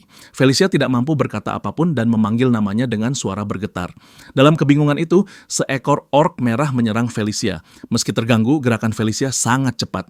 Namun dari sudut pandang matanya, ia melihat sesuatu di balik api. Sebuah ledakan kecil menghantam orc yang menyerangnya. Felicia terbelalak. Di balik asap, Felicia melihat siluet Zhou Ingong berjalan keluar. Dengan skill skill mana control dan firebow, ia menciptakan busur yang memunculkan panah api serupa yang baru saja mengenainya. Ia menarik tali busur firebow dan melepas rentetan panah api ke arah orc merah. Senyum muncul di wajah Zhou Ingong karena ia mendapat kesempatan yang tidak pernah ia alami sebelumnya. Di medan tempur, ia memakai skill barunya untuk menghabisi musuh dengan rentetan panah. Setiap panah api meledak ketika mengenai sasaran. Ini adalah pertama kalinya ia memakai magic sungguhan. Ia tidak lelah dan terus menarik tali busur firebow tanpa henti. Bahkan panah-panah level 1 yang ia pakai sangat kuat dan membuatnya puas. Tiba-tiba Zhou Ingong terkejut saat sesuatu jatuh di belakangnya. Ia menyadari benda itu adalah serangan es. Seorang archer mage Red Lightning telah menembakkan ice arrow. Ketika melihat arah serangan, Zhou Ingong sadar bahwa targetnya adalah Felicia yang sedang berlari menghampirinya. Tanpa ragu, Zhou Ingong mendorong Felicia menjauh. Jangan mendekat. Felicia tampak bingung ketika terdorong. Beberapa saat kemudian, hujan panah es jatuh mengenai Zhou Ingong. Dengan mata yang berkaca, ia menggumam alasan ia tidak ingin Felicia mendekat. Panah-panah ini milikku. Belasan ice arrow jatuh dan meledak menjadi serpihan salju. Kabut dingin memenuhi area camp namun segera menyusut dan menampakkan siluet Zhou Ingong lagi. Seperti yang ia duga, ia telah memperoleh magic ice arrow. Namun senyum itu menghilang ketika tubuhnya melemah. Ia tersungkur dan melihat sebuah paku es besar menancap di tubuhnya. Salah satu panah yang tidak ia hancurkan telah melukainya. HP miliknya turun menjadi 13 dari total 95. Ia berada dalam kondisi kritis. Ia menggigit bibir karena takut terkena serangan berikutnya. Seseorang muncul untuk menolong dan menyebutnya bodoh. Saat menoleh, Zhou Ingong melihat Felicia berdiri dengan tangan terlipat dan wajah kesal. Ia sedikit memerah dan berseru bahwa tidak ada yang memintanya diselamatkan. Ia menyebut Felicia yang terlemah di antara semua saudara, sehingga tidak pantas menyelamatkan siapapun.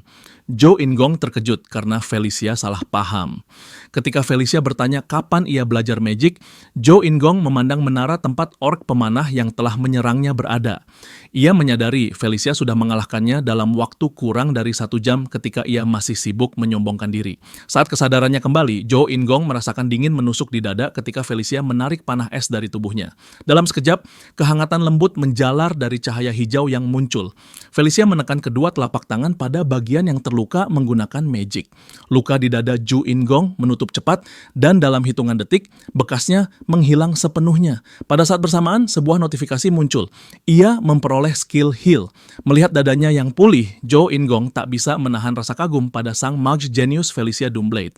Felicia menatapnya dengan cemas, menanyakan apakah ia sudah bisa berdiri. Dengan terbata, ia mengangguk dan berterima kasih pada kakaknya. Namun sebelum ia sempat bangkit, langkah berat terdengar mendekat. Seekor orc merah bertubuh besar dengan rambut putih dan sorot mata buas berjalan maju seperti kereta liar.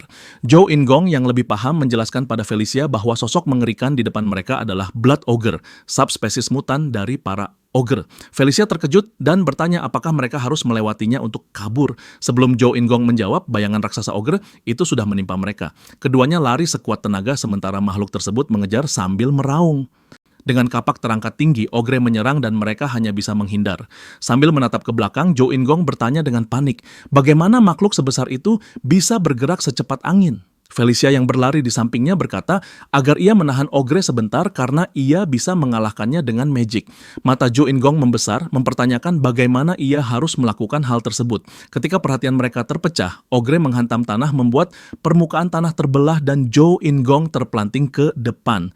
Setelah bangkit, Zhou Ingong berkata pada Felicia bahwa ia akan menarik agro. Felicia bertanya apa itu agro, namun ia segera memahami maksud adiknya. Zhou Ingong menoleh ke arah Carrick sambil berteriak agar mereka mengulang strategi sebelumnya dan bersiap. Ia membuka inventory dan menemukan sebuah belati. Belati itu dimaterialkan, lalu ia mengisi senjata tersebut dengan energi. Ia menancapkannya ke tanah dan energi yang terkumpul membentuk gelombang menuju Carrick.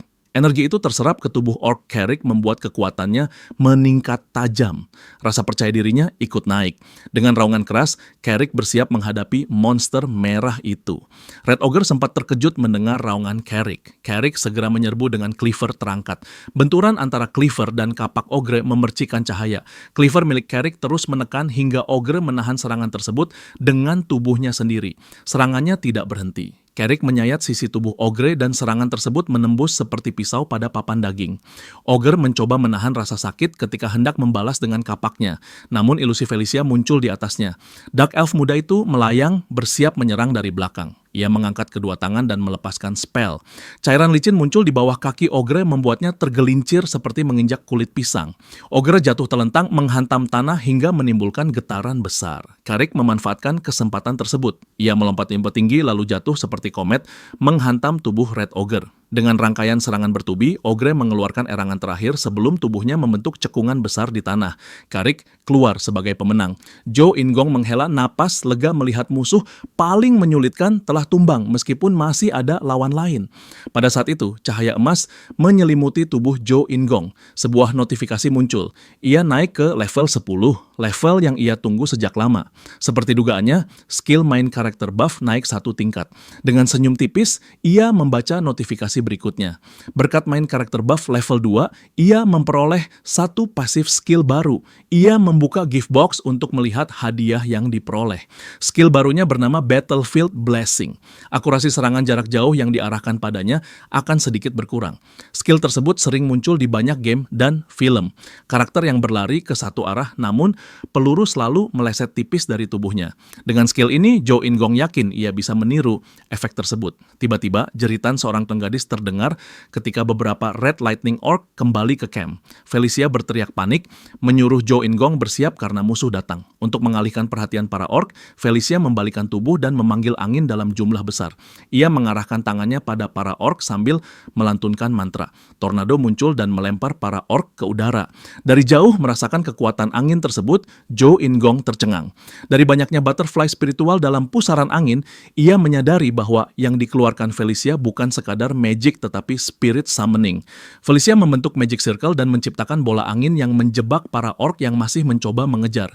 Melihat kakaknya terbang sambil memadukan magic dan spirit, Zhou Ingong sempat salah tingkah membayangkan apakah serangan itu bisa saja mengarah padanya. Di malam tanpa bintang, cahaya kuning muncul di langit. Melihat semua partikel cahaya berjatuhan, orc menatap ke atas dalam kebingungan. Carrick menoleh pada sang pangeran dan bertanya, apakah itu sinyal api? Zhou Ingong mengangguk dan menjelaskan bahwa sinyal kuning adalah perintah mundur. Carrick bingung, menanyakan alasan mereka harus mundur. Zhou Ingong sendiri tidak tahu dan mulai mengkhawatirkan situasi, takut seseorang sedang terancam. Carrick meminta sang pangeran mengeluarkan perintah. Zhou Ingong pun mengambil keputusan. Ia meminta Carrick mengumpulkan pasukan dan mundur. Ia sendiri akan memeriksa keadaan Caitlyn. Carrick kaget dengan keputusan tersebut dan bersikeras ingin ikut. Namun Zhou Ingong menolak, meyakini ada alasan penting di balik perintah mundur. Felicia menenangkan Carrick dengan berkata bahwa ia akan menemani Zhou Ingong. Sambil menata rambut, Felicia berucap ringan bahwa ia tidak bisa hidup dengan hutang menumpuk sehingga ia ingin kesempatan membalas kebaikan. Melihat tekad Dark Elf muda yang masih memiliki urusan dengan para Red Lightning Orc, Carrick setuju. Ia berpamitan dan menasihati sang pangeran agar berhati-hati. Carrick mengatakan bahwa ia akan menunggu di puncak gunung. Setelah berpisah dengan Carrick, Felicia berjalan bersama Zhou Ingong sambil bertanya ragu, apakah ia benar-benar perlu pergi ke tempat Caitlyn berada. Zhou Ingong ingin memeriksa keadaan karena mereka tidak tahu alasan perintah mundur tiba-tiba dikeluarkan. Felicia mencoba menebak namun sulit percaya jika Caitlyn bisa tertangkap. Dengan harapan tidak terjadi hal buruk, Zhou Ingong mengatakan bahwa mereka akan kembali bersama bila Caitlyn baik-baik saja. Felicia memandang adiknya dan bertanya alasan ia begitu memperhatikan Caitlyn. Tanpa ragu, Zhou Ingong menjawab bahwa Caitlyn adalah kakaknya sehingga wajar jika ia peduli. Ia hanya menyembunyikan fakta bahwa ia juga cemas karena hubungan aliansi. Felicia menyilangkan tangan dan mengamati adiknya dalam diam. Ia bergumam pelan sambil mengulang kata-kata yang baru didengarnya. Tentu saja ia peduli, bukan? Pada salah satu area camp, terdapat beberapa menara pengawas, tenda, serta asap menebal. Red Lightning Orc berlarian namun sesuatu menghambat mereka. Caitlyn berlari di antara mereka, memukul satu persatu dengan tinju. Ketika menghadapi kelompok lain, Caitlyn mengangkat tangan dan meluncurkan fireball yang meledak saat mengenai sasaran. Meskipun begitu, para orc tetap datang sambil meraung melihat sosok muda tersebut. 2 Red Orc menyerbu. Caitlyn bergerak mundur sambil memusatkan aura, lalu menciptakan Ice Staff. Dengan senjata itu, ia membelah udara dan menghantam orc hingga terlempar. Zhou Ingong dan Felicia yang baru tiba terkejut melihat Caitlyn bertarung dan menang sendirian. Felicia tersenyum mengejek adiknya. Sudah kuduga. Zhou Ingong memutar mata, menyadari kekhawatirannya berlebihan. Ketika melihat melihat adiknya, Caitlin bertanya mengapa ia berada di sana dan tidak ikut mundur. Jo In-gong menjawab terburu-buru bahwa ia datang untuk menyelamatkannya, maksudnya membantunya. Namun ternyata ia tidak perlu melakukan apapun. Saat berbalik untuk menjelaskan, Caitlin melihat seorang perempuan yang berdiri di samping Jo In-gong. Tanpa pikir panjang, Caitlin melompat dan memeluk Felicia dengan penuh kehangatan. "Felicia, syukurlah kamu selamat." Felicia menunduk malu sambil mengalihkan pandangan. "Tentu saja aku baik-baik saja. Kamu terlalu khawatir tanpa alasan." Melihat kedekatan mereka, Jo In-gong merasa senang. Ia membuka region map dan melihat banyak titik merah muncul. Ia memperingatkan bahwa musuh kembali dan mereka harus mundur secepat mungkin. Caitlin dan Felicia meminta Jo In-gong memimpin di depan sementara mereka menahan lawan di belakang. Beberapa saat kemudian, sejumlah orc sudah kembali ke Teleportation Hall. Tidak lama kemudian, Jo In-gong, Felicia, dan Caitlin juga melewati portal. Ketika mengetahui Jo In-gong yang menemukan portal, Felicia menyilangkan tangan dan terkesan. Caitlin mengulang perkataannya sebelumnya bahwa Jo In-gong memberikan kontribusi besar pada ekspedisi ini. Melihat Jo In-gong berbicara dengan Carrick, Felicia bertanya dalam hati kapan anak itu berubah sejauh ini. Pada saat bersamaan, Chris muncul menyapa mereka. "Kalian tampak kembali dengan selamat."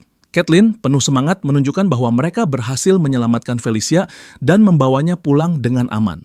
Dengan sikap dingin, Felicia menyapa Chris dan Jo In-gong. Sudah lama tidak bertemu Chris. Chris menatapnya sejenak sebelum balas menyapa. Beberapa waktu kemudian, kelompok saudara tersebut berkumpul di area lebih tenang dalam gua. Chris menjelaskan bahwa berita menyebut pihak Jenderal Vandal juga menang dan Yakuzan menyerah setelah melihat camp miliknya terbakar. Jo In-gong yang bingung bertanya, siapa Yakuzan? Caitlin menjelaskan bahwa Yakuzan adalah pemimpin Red Lightning Tribe dan bertanya apakah ia lupa. Felicia ikut bertanya apakah Yakuzan menyerah, namun Chris meluruskan, tidak sepenuhnya. Ia melarikan diri ke tempat lain. Bila ia berhasil mengumpulkan sekutu, ia masih bisa melawan. Chris kemudian menjelaskan langkah berikutnya. Esok hari mereka akan menyerang pasukan milik kakak Kai-chan. Bila pihak tersebut bergabung dengan Yakuzan, keadaan bisa menjadi masalah besar. Setelah selesai berbicara, Chris meminta Felicia menjelaskan bagaimana ia tertangkap. Felicia mengusap lengannya dan menjawab dengan malu bahwa ia sedang mempelajari reruntuhan di wilayah tersebut. Ketika mendengar kabar pertempuran, ia pergi untuk membantu namun berakhir ditangkap. Chris mengerutkan wajah bertanya, apakah ceritanya benar? Suasana tegang tercipta. Felicia balik bertanya, mengapa ia tidak percaya? Keduanya terdiam lalu Chris menghela napas dan membalik badan. Hari ini sudah cukup berat, kita sudahi saja. Ketika Chris berpamitan pada Caitlin dan Jo In-gong, Felicia menundukkan kepala sambil melihat punggung kakaknya. Dalam gua, orc dan werewolf berkumpul. Sebagian beristirahat, sebagian memasak dan makan bersama, lainnya merawat luka. Di sisi lain, Jo In-gong memeriksa berbagai skill yang ia dapatkan dari pertempuran. Semua itu membuatnya senang, meski yang bisa ia gunakan dalam pertarungan hanya aura. Saat ia meneliti skill, seseorang memanggil. Felicia yang sudah berganti pakaian masuk ke ruangan dan bertanya apakah mereka bisa berbicara sebentar. Saat Jo In-gong menanyakan maksudnya, Felicia menggigit bibir pelan. Ia mendekat lalu menarik kerah bajunya membuat Jo In-gong terkejut.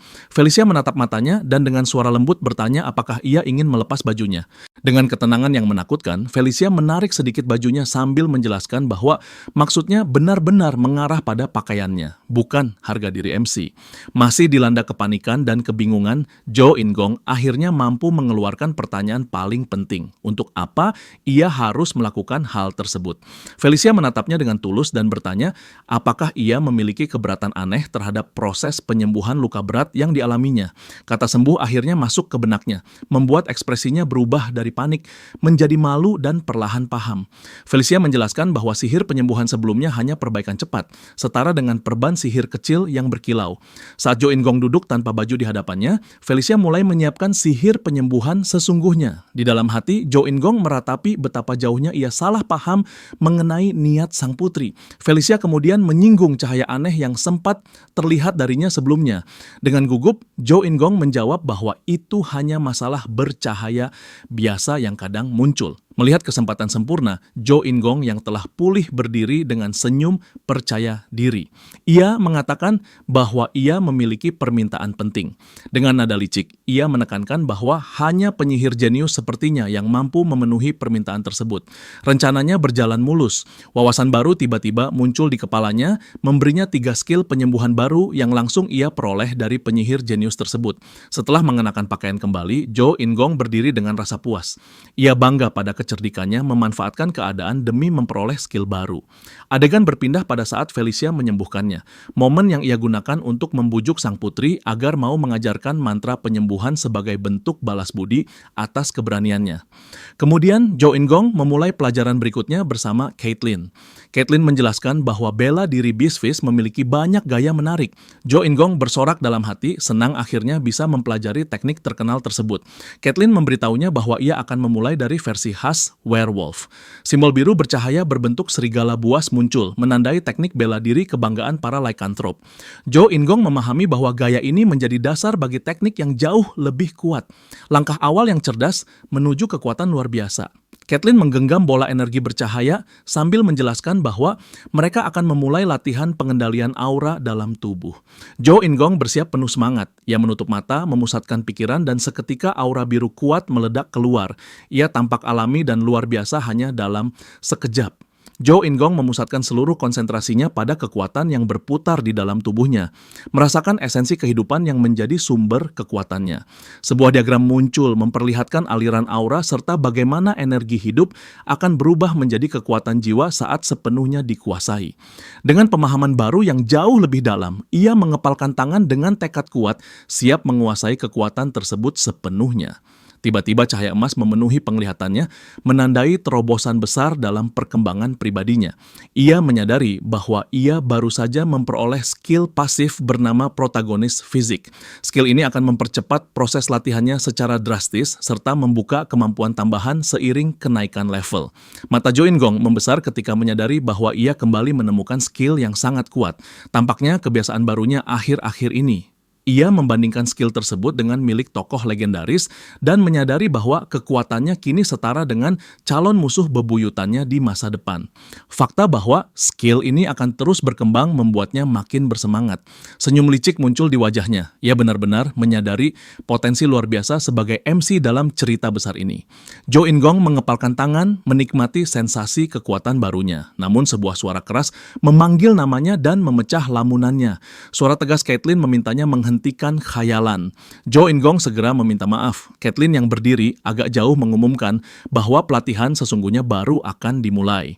Jo In-gong menegaskan bahwa ia siap menerima peningkatan kekuatan berikutnya. Tak lama kemudian tinjunya bersinar putih dan ia menyadari telah memperoleh skill Beastfist. Caitlin tampak kagum melihat betapa cepatnya ia menguasai dasar pertama. Jo In-gong berusaha tetap tenang dan tidak terlihat terlalu terkejut. Ia menatap tangannya yang bercahaya, merasakan sensasi menegangkan seolah sedang memegang senjata mematikan. Saat Caitlin hendak mengajarkan teknik lanjutannya, seorang prajurit berlari memasuki gua. Ia memanggil sang putri dengan kabar darurat. Prajurit tersebut membawa laporan genting, membuat sesi latihan terhenti. Keduanya berbalik dengan ekspresi serius. Di tenda Dewan Perang, Pangeran Chris menyampaikan kabar buruk dengan wajah tegang. Seluruh pasukan musuh menghilang secara misterius. Semua mata memandang peta dengan terkejut mendengar kejadian itu. Caitlin, Felicia, dan Jo In-gong terdiam, sulit percaya musuh bisa lenyap begitu saja. Chris menduga bahwa rencana mereka telah diketahui oleh si licik Kairam. Dengan nada cemas, Caitlin bertanya apa langkah berikutnya. Chris menunjuk peta dan menjelaskan informasi baru mengenai tempat berkumpulnya pasukan lawan yang kemungkinan besar akan memulai serangan baru. Jo In-gong meneliti medan pada peta dan mengonfirmasi analisis sang kakak. Lokasi itu memang masuk akal dan berbahaya. Dengan tekad kuat, Chris mengumumkan strategi baru.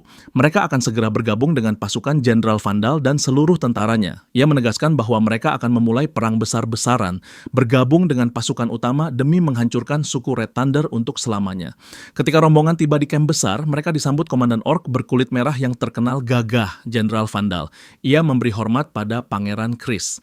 Chris membalas dengan senyum ramah, menunjukkan hubungan panjang dan saling hormat antara dua pemimpin militer berotot tersebut. Setelah Vandal memastikan keadaan pasukannya aman, Jo In-gong memperhatikan dari kejauhan, diam-diam menyusun rencana seperti biasanya. Senyum kecil muncul saat ia menatap Jenderal Orc yang sangat ia kenal dari kehidupan lamanya. Jo In-gong mengingat bahwa Jenderal Vandal adalah salah satu karakter favoritnya saat bermain game, membuat wajah tegas sang jenderal terasa sangat familiar baginya. Dengan percaya diri seperti seseorang yang tahu semua cheat code, ia melangkah maju memperkenalkan diri secara resmi kepada jenderal raksasa itu. Jenderal Vandal menatap pangeran kecil tersebut dengan ekspresi sulit ditebak, menilai sosok yang baru bergabung. Sang jenderal kemudian mengulurkan tangan dan memberikan jabatan tangan kuat, secara resmi menerima pangeran ke-9 ke dalam barisan. Tiba-tiba cahaya suci menyilaukan memenuhi pandangan Jo In-gong. Seorang wanita misterius berambut putih panjang turun dari langit membawa kekuatan luar biasa. Wajahnya terlihat jelas, mengenakan mahkota kerajaan dengan dua mata berbeda warna, merah dan biru. Gaya yang mencolok dan sangat unik. Dari tempatnya berdiri, ia menatap sosok lain yang tak kalah menggetarkan. Seorang prajurit wanita yang seluruh tubuhnya diselimuti api. Prajurit tersebut memakai armor merah berukir rumit, sementara kobaran api menari mengelilinginya. Kedua sosok kuat itu saling menatap, menyampaikan tantangan tanpa kata antara figur suci bermata dingin dan prajurit berapi. Mata biru tajam milik sang prajurit bersinar dari balik topeng, menjanjikan pertarungan sihir luar biasa dan pastinya sangat mahal bila dianimasikan. Pandangan kemudian bergeser pada Jo In-gong yang malang, berdiri tepat di tengah kedua kekuatan tersebut, terjebak dalam ketegangan dramatis itu. Setetes keringat meluncur di pipinya. Ia benar-benar kewalahan, menyadari dirinya hanya penonton di tengah konflik berbahaya antara dua makhluk perkasa. Penglihatan itu berakhir dengan kemunculan dua simbol bercahaya di udara. Satu menggambarkan pedang penaklukan dan satu lagi perisai peperangan. Jo In-gong terbangun dengan terkejut di dalam tenda. Cahaya pagi menembus celah kain, sementara bayangan penglihatan aneh itu perlahan memudar. Ia menatap kosong, mencoba memahami apa yang baru saja disaksikannya, bertanya-tanya apakah semua itu hanya mimpi. Namun sosok wanita bermata berbeda tetap membekas dalam ingatannya. Ia yakin pernah melihat wanita tersebut dalam mimpi sebelumnya. Sementara identitas prajurit berapi berarmor merah masih menjadi misteri yang mengganggu pikirannya. Karik membuka tirai tenda dan memberi tahu bahwa waktu keberangkatan telah tiba. Jo In-gong mengangguk, berusaha menyingkirkan sisa bayang-bayang mimpi aneh tersebut. Ia berjalan bersama pengawal setia melewati kamp militer yang dipenuhi aktivitas pasukan yang bersiap menghadapi pertempuran berikutnya. Kamp terlihat sangat sibuk. Para orc membawa suplai di bawah panji kuning, semuanya bersiap untuk perang. Saat mereka berjalan menuju medan pertempuran, ekspresi Jo In-gong berubah serius. Pikirannya terfokus pada posisi yang telah ditugaskan. Sisi kiri, formasi. Peta strategi menunjukkan penyebaran pasukan. Vandal di tengah, para saudara kerajaan di kanan, dan unit Felicia menjaga barisan belakang. Waktu berlalu, sementara pasukan besar itu terus bergerak maju. Langit berubah menjadi merah menyala, seakan mencerminkan suasana menjelang perang besar. Tanpa sadar, Jo In-gong kini berdiri di tengah medan luas dengan senyum gugup, menyadari betapa besarnya skala pertempuran yang menantinya. Ia hanyalah sosok kecil di antara ribuan prajurit orc dan lycanthrope. Pemandangan yang menakutkan sekaligus menggetarkan. Di barisan depan, Jenderal Vandal mengangkat suaranya yang menggelegar, memerintahkan ribuan prajurit membentuk formasi tempur terakhir. Wajahnya dipenuhi amarah, seakan bersumpah akan memberi pelajaran pahit kepada musuh yang berani menantang mereka.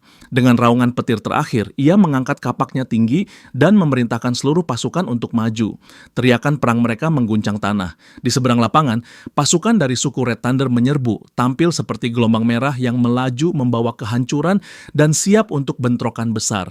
Kepala suku musuh, orc besar dengan senyum bengis, tertawa kasar, sangat yakin akan kemenangan. Namun tanpa peringatan, ledakan besar mengguncang garis depan pasukan Vandal. Tubuh prajurit terhempas ke udara, formasi mereka porak-poranda dalam hitungan detik. Tawa kepala suku itu terputus mendadak, berganti keterkejutan penuh ketika ia mencoba memahami kekacauan yang terjadi. Jenderal Vandal ikut terhenti, wajahnya menegang saat serangan besar tersebut merusak struktur pasukan yang baru saja ia bentuk. Di kejauhan, dari balik debu, muncul makhluk raksasa bertaring besar dengan mata merah menyala. Seekor swamp mammoth, monster rawa kuno yang menakutkan. Mata Vandal melebar ngeri langsung mengenali ancaman purba tersebut. Suaranya terdengar berat, mencerminkan ketakutan yang baru muncul. Tak lama kemudian, ledakan lain menyala beruntun di seluruh medan perang, memperlihatkan bahwa lebih dari satu makhluk semacam itu sedang menyerang dari berbagai arah. Pandangan melebar menunjukkan puluhan titik ledakan menghantam pasukan sekutu, menimbulkan kekacauan dan keruntuhan besar. Gelombang serangan itu menembus barisan prajurit, kekuatannya sangat sulit dibendung. Tanah ikut bergetar di bawah hujan bombardir dari musuh tersembunyi. Jo In-gong dan pengawal pribadinya yang dipimpin Karik masih bertahan di tengah api dan kepungan serangan awal tersebut. Wajah Jo In-gong dipenuhi keterkejutan dan horor mendalam ketika ia menyadari bahwa seluruh pasukan telah ditipu mentah-mentah. Kebenaran mengerikan terungkap. Banyak Swamp Mammoth sedang melakukan pembombardiran besar terhadap pasukan mereka. Musuh jelas telah menjerumuskan mereka ke dalam perangkap maut. Tampilan mendekat memperlihatkan wujud Swamp Mammoth yang mengerikan. Makhluk raksasa dengan kekuatan alam yang liar dan sulit dibayangkan. Monster itu bukan hanya besar, melainkan bencana hidup yang mustahil dihentikan. Zhou Ingong terlempar mundur oleh gelombang kejut, tubuhnya seperti tak berarti di hadapan ancaman kolosal tersebut. Seolah mamut artileri jarak jauh belum cukup berbahaya. Tanah kembali berguncang oleh derap kaki reptil bercakar yang baru datang. Pasukan kadal humanoid bertubuh kekar dan buas muncul dari balik debu, membawa pedang merah bercahaya, lalu langsung bergabung dalam penyergapan yang sudah tak seimbang sejak awal. Pasukan orc sekutu benar-benar tak siap ketika para lizardmen menyerang dari sisi sayap, memotong barisan yang sudah kacau. Medan perang berubah menjadi kekacauan brutal. Para lizardmen membantai prajurit orc dengan kecepatan dan ketepatan menyeramkan. Seorang prajurit kadal melompat ke arah Zhou Ingong yang terpaku, cakarnya terentang dan rahangnya terbuka lebar untuk mencabik mangsa. Namun sebelum serangan mengenai, salah satu pengawal setia menahan terjangan tersebut dengan tubuhnya sendiri, menerima luka fatal yang seharusnya mengenai sang pangeran. Carrick berteriak kepada Zhou Ingong yang masih terkejut, memintanya segera fokus karena satu kesalahan dapat membuat mereka binasa. Teriakan Carrick membuatnya tersadar. Zhou Ingong mengangguk cepat, memahami bahwa kali ini tidak ada kesempatan kedua. Ini bukan game. Di sisi kanan medan perang, Pangeran Chris bertarung dengan amarah membara. Ia menebas musuh dari segala arah dengan kekuatan dahsyat. Wajahnya menegang karena frustrasi mengetahui bahwa mereka telah dipermainkan. Catelyn berteriak memanggilnya, menyarankan agar mereka mundur dan mencari waktu yang lebih tepat untuk kembali menghadapi musuh. Chris terhenyak mendengar saran tersebut. Catelyn menjelaskan dengan putus asa bahwa jika mereka bertahan, seluruh pasukan akan hancur. Korban bertambah setiap detik sehingga ia mendesak Chris menentukan keputusan. Chris menimbang harga diri dengan nyawa prajuritnya. Pasukan yang tersisa menatapnya penuh ketegangan, menunggu perintah yang sangat berat. Akhirnya, suara Chris menggema di medan perang, memerintahkan mundur taktis sambil meminta para mage menahan musuh selama mungkin. Wajahnya tampak putus asa ketika ia mengakhiri perintah tersebut. Ia meminta semua pasukan bertahan hidup dan pulang, apapun yang terjadi. Beberapa waktu kemudian, pasukan yang tersisa berhasil mencapai lembah tandus sebagai tempat berlindung. Kamp kecil mereka menjadi bukti sunyi dari kekalahan yang sangat menyakitkan. Para penyembuh bekerja keras merawat prajurit yang terluka, sihir hijau mereka memancarkan cahaya lembut di tengah suasana berat penuh duka. Di tenda komando, Chris mengakui bahwa ia terlalu lengah dan seharusnya lebih curiga terhadap pola gerak musuh. Jenderal Vandal memintanya melupakan hal itu dan menatap ke depan, menjelaskan bahwa kini hanya ada dua pilihan, mundur sepenuhnya atau meminta bala bantuan. Chris menunduk, menahan rasa bersalah, mengaku tak sanggup membawa prajuritnya menuju kematian hanya demi harga diri. Namun sebelum keputusan dibuat, Felicia maju dan menyatakan bahwa ia memiliki satu ide terakhir. Ia mengingatkan semua bahwa ia datang ke wilayah ini untuk meneliti reruntuhan kuno di tepi pegunungan.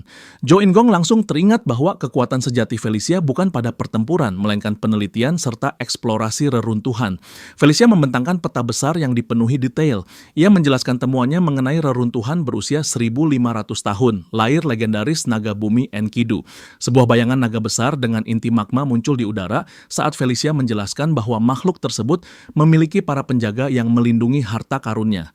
Ia melanjutkan, menyebut para dwarf di wilayah itu dulu menjadi pengrajin senjata di bawah perintah sang naga. Mereka menempa senjata legendaris bernama Thunder Birthing Anvil, alat yang mampu melepaskan sihir dalam skala pasukan. Dengan tekad membara, Felicia menegaskan bahwa jika mereka ingin menang, menemukan anvil tersebut adalah satu-satunya harapan. Vandal bertanya, apakah ia tahu lokasi pastinya? Felicia mengakui bahwa tujuan awalnya ke wilayah tersebut memang untuk mencari anvil. Chris menghela napas kecewa, menyebut rencana kabur semacam itu tidak membantu tanpa petunjuk jelas. Ia menolak usulan berisiko yang menempatkan prajurit pada bahaya besar hanya demi memburu harta karun di tengah situasi genting. Felicia menatap kakaknya dengan sorot tajam, marah karena penelitiannya dianggap remeh. Saat ketegangan meningkat, Shutra melangkah maju dan menyatakan dengan yakin bahwa anvil tersebut benar-benar berada di area ini. Ia menambahkan bahwa ia bisa menemukannya. Ia menjelaskan bahwa ia mengingat kisah tentang anvil legendaris dari pelajaran bahasa kuno Dwarf, sebuah keberuntungan yang muncul pada momen tepat. Menatap Chris dengan tegas, ia menegaskan bahwa ia sepenuhnya mendukung penelitian Felicia. Felicia menoleh kepadanya, ekspresinya melunak, tercampur rasa terkejut dan sedikit terima kasih atas dukungan tersebut. Namun di balik sikap tenangnya, Shutra menyimpan tawa licik menganggap situasi itu sebagai peluang mencuri perhatian sang putri demi keuntungan strategi mendatang. Chris tetap menolak, membuat Shutra geram dalam hati karena sikap keras kepala sang pangeran. Shutra kemudian menunjuk peta dan mengarang tambahan cerita tentang legenda Gandharva untuk memperkuat pernyataannya. Dengan keyakinan tinggi, ia menegaskan bahwa pintu masuk reruntuhan berada di sekitar lokasi tersebut dan ia bisa menemukannya jika diberi waktu. Ia membuat janji berani, menyatakan akan menanggung seluruh konsekuensi jika gagal. Adegan bergeser ke langit malam. Kelompok itu terbang di atas kuda bercahaya yang dipanggil oleh Felicia melalui sihir miliknya. Seluruh tim mengenakan jubah panjang dramatis, menunggangi tunggangan magis menuju pegunungan Jisha yang jauh. Di atas kudanya, Shutra tersenyum puas, merasa berhasil memengaruhi keputusan kelompok. Kini hanya tersisa masalah kecil, menemukan pintu masuk sesungguhnya. Carrick memperingatkan agar Shutra berpegangan erat, tetapi Shutra hanya mencibir dalam hati, mengingat pengalaman lamanya menunggangi makhluk serupa. Dengan fokus tajam, ia membuka minimap bercahaya. Sistem navigasi pribadinya yang jelas bukan perlengkapan standar seorang pangeran. Ia menatap peta tersebut yang memperlihatkan posisi tim dengan jelas. Shutra tahu bahwa menemukan reruntuhan tidak akan menjadi tantangan. Kesulitan terbesarnya adalah menuntun yang lain tanpa membuka rahasia tentang kemampuan navigasi game yang ia miliki. Ia memejam, memutar otak mencari alasan masuk akal yang tidak melibatkan pengakuan bahwa ia membawa peta sihir pribadi. Saat mereka terbang, ia menyadari bahwa ia memiliki waktu sekitar 1 jam untuk memikirkan alasan yang meyakinkan. Waktu yang cukup bagi seorang jenius, sebuah ide muncul. Ia mulai berbicara dengan penjelasan teknis rumit tentang pencocokan peta terowongan portal dengan topografi area untuk menargetkan lokasi anvil. Carrick dan Caitlin menatap tanpa kata, benar-benar bingung oleh penjelasan tersebut. Shutra mulai berkeringat, mempertanyakan apakah ocehannya terdengar masuk akal bagi mereka. Namun Chris hanya menghela napas tidak sabar dan memintanya memimpin. Yang mengejutkan, Felicia justru berkata bahwa ia memahami semua penjelasan teknis itu dan memintanya melanjutkan. Shutra terdiam. Ia tidak menyangka kebohongan spontan tersebut terdengar logis bagi penyihir jenius seperti Felicia. Menahan keterkejutannya, ia meminta semua mengikuti arahan. Saat perjalanan berlanjut, Felicia memperhatikannya diam-diam dengan raut penuh curiga seolah berusaha menebak apa yang sedang MC tutupi. Setelah mereka mendarat, Carrick memandang sekitar dengan ragu. Ia menyatakan bahwa mereka telah mengikuti pangerannya sejauh ini hanya untuk berakhir di tempat yang terlihat tidak menjanjikan. Mereka berdiri di depan tebing batu besar yang licin. Sebuah jalan buntu total tanpa tanda adanya pintu masuk. Carrick bertanya, apakah lokasi tersebut benar-benar tempat yang dimaksud? Shutra tertawa kecil dengan nada misterius. Ia menjawab samar, siapa bilang kita perlu menemukan pintu masuk? Ucapan tersebut membuat Carrick semakin kebingungan. Shutra kemudian menoleh ke Caitlin dan memintanya menembus dinding batu demi membuat jalan masuk. Caitlin ragu, tetapi akhirnya mengangguk. Felicia yang memperhatikan tiba-tiba tampak memahami sesuatu. Dengan nada tidak percaya, ia bertanya apakah maksud Shutra adalah bahwa anvil legendaris tersembunyi di dalam tebing. Shutra tersenyum licik dan melanjutkan tipuannya, menjelaskan bahwa perhitungannya menunjukkan jalur tersebut akan melewati seluruh penjaga berbahaya di dalam dungeon. Felicia segera memarahi Shutra, menyebutnya bodoh karena berpikir Caitlin dapat menembus batu padat hanya menggunakan tangan. Ia menambahkan dengan sinis bahwa kakaknya bukan senjata pengepung hidup. Shutra yang terpojok membalas gugup, mempertanyakan bagaimana lagi mereka harus masuk. Namun Felicia sudah menyiapkan caranya sendiri. Energi biru terang berputar di kedua tangan Felicia. Sorot, matanya berubah tajam. Dengan nada puas, ia menjelaskan bahwa penjelajah reruntuhan juga ahli penghancuran, kemampuan tambahan yang sangat berguna sekaligus menakutkan. Felicia melepaskan semburan energi besar yang menghantam tebing dengan kekuatan dahsyat. Retakan mulai menjalar, diikuti ledakan berat yang menembus batu padat, mendadak, menciptakan lubang besar menuju lorong gelap di dalamnya. Debu dan serpihan batu berjatuhan ketika mereka menatap pintu masuk baru tersebut dengan kagum. Felicia terpaku, keringat menetes di wajahnya. Ia kesulitan mempercayai bahwa rencana absurd Shutra benar-benar berhasil. Menatap lorong kuno tersebut, ia berbalik ke arah Shutra, masih tercengang bahwa kebohongan aneh itu justru membawa mereka ke tempat yang tepat. Di dalam, Carrick menunjuk kubah besar tertutup rapat dan bertanya apakah Anvil berada di dalam. Shutra mengangguk, menjelaskan bahwa kubah tersebut merupakan lapisan pelindung terakhir. Carrick mengusulkan untuk menghancurkannya, tetapi Shutra segera menolak, memperingatkan bahwa mereka bisa merusak artefak penting di dalam. Felicia menatap kubah tersebut dengan serius, menyimpulkan bahwa harus ada mekanisme atau teka-teki khusus untuk membuka pelindung dengan aman. Dan tentu saja dengan gaya. Ia menelusuri ruangan, mencari petunjuk. Tatapannya tertuju pada barisan patung baja besar. Dari 9 patung, 6 kehilangan senjata. Caitlin langsung menebak bahwa mereka perlu mengembalikan senjata-senjata tersebut. Namun Felicia ragu, menyebut jawabannya pasti lebih rumit. Ia memperhatikan lebih dekat dan menyadari bahwa senjata tersebut buatan dwarf, sehingga mereka membutuhkan 6 pedang dwarf. Caitlin bertanya di mana mereka harus mencari 6 pedang tersebut. Pada saat yang tepat, Shutra mengangkat seikat 6 pedang dwarf yang kebetulan ia simpan. Dalam hati, ia memuji dirinya sendiri atas kewaspadaan masa lalu karena pernah menyimpan pedang tidak berguna dari petualangan sebelumnya. Dengan nada santai, ia berkata bahwa ia membawa pedang tersebut hanya untuk berjaga-jaga. Carrick memandang curiga dan bertanya kapan Shutra mengambil seluruh pedang itu dan bagaimana semuanya muat dalam tas. Shutra yang mulai panik hanya mengomel tentang orc gemuk pengacau sambil mengeluh beratnya pedang. Carrick akhirnya mengambil alih dan mulai memasang pedang pada tangan patung besar. Setiap pedang yang terpasang menghasilkan bunyi klik mekanis halus, menandakan teka-teki berjalan lancar. Saat pedang terakhir ditempatkan, suara gemuruh berat terdengar. Mekanisme kuno dari 9 patung bersenjata mulai bergerak. Mata patung menyala biru terang, menandakan sistem telah aktif. Gelombang energi kuat terpancar dari arah kubah pusat. Pelindung terakhir akhirnya terbuka perlahan. Panel batu kubah bergeser menurun ke dasar lantai. Carrick bersorak gembira melihat kubah terbuka. Mereka berkumpul di sekitar celah tersebut, wajah diterangi cahaya biru intens, dipenuhi rasa kagum dan harapan besar. Shutra terpaku menatap artefak legendaris yang menjadi tujuan seluruh perjalanan berbahaya mereka. Di atas pedestal bercahaya, melayang sebuah peninggalan besar, Anvil yang melahirkan petir, artefak legendaris dengan kekuatan luar biasa. Namun sebelum mereka sempat merayakan, Felicia menghentikan langkah mereka.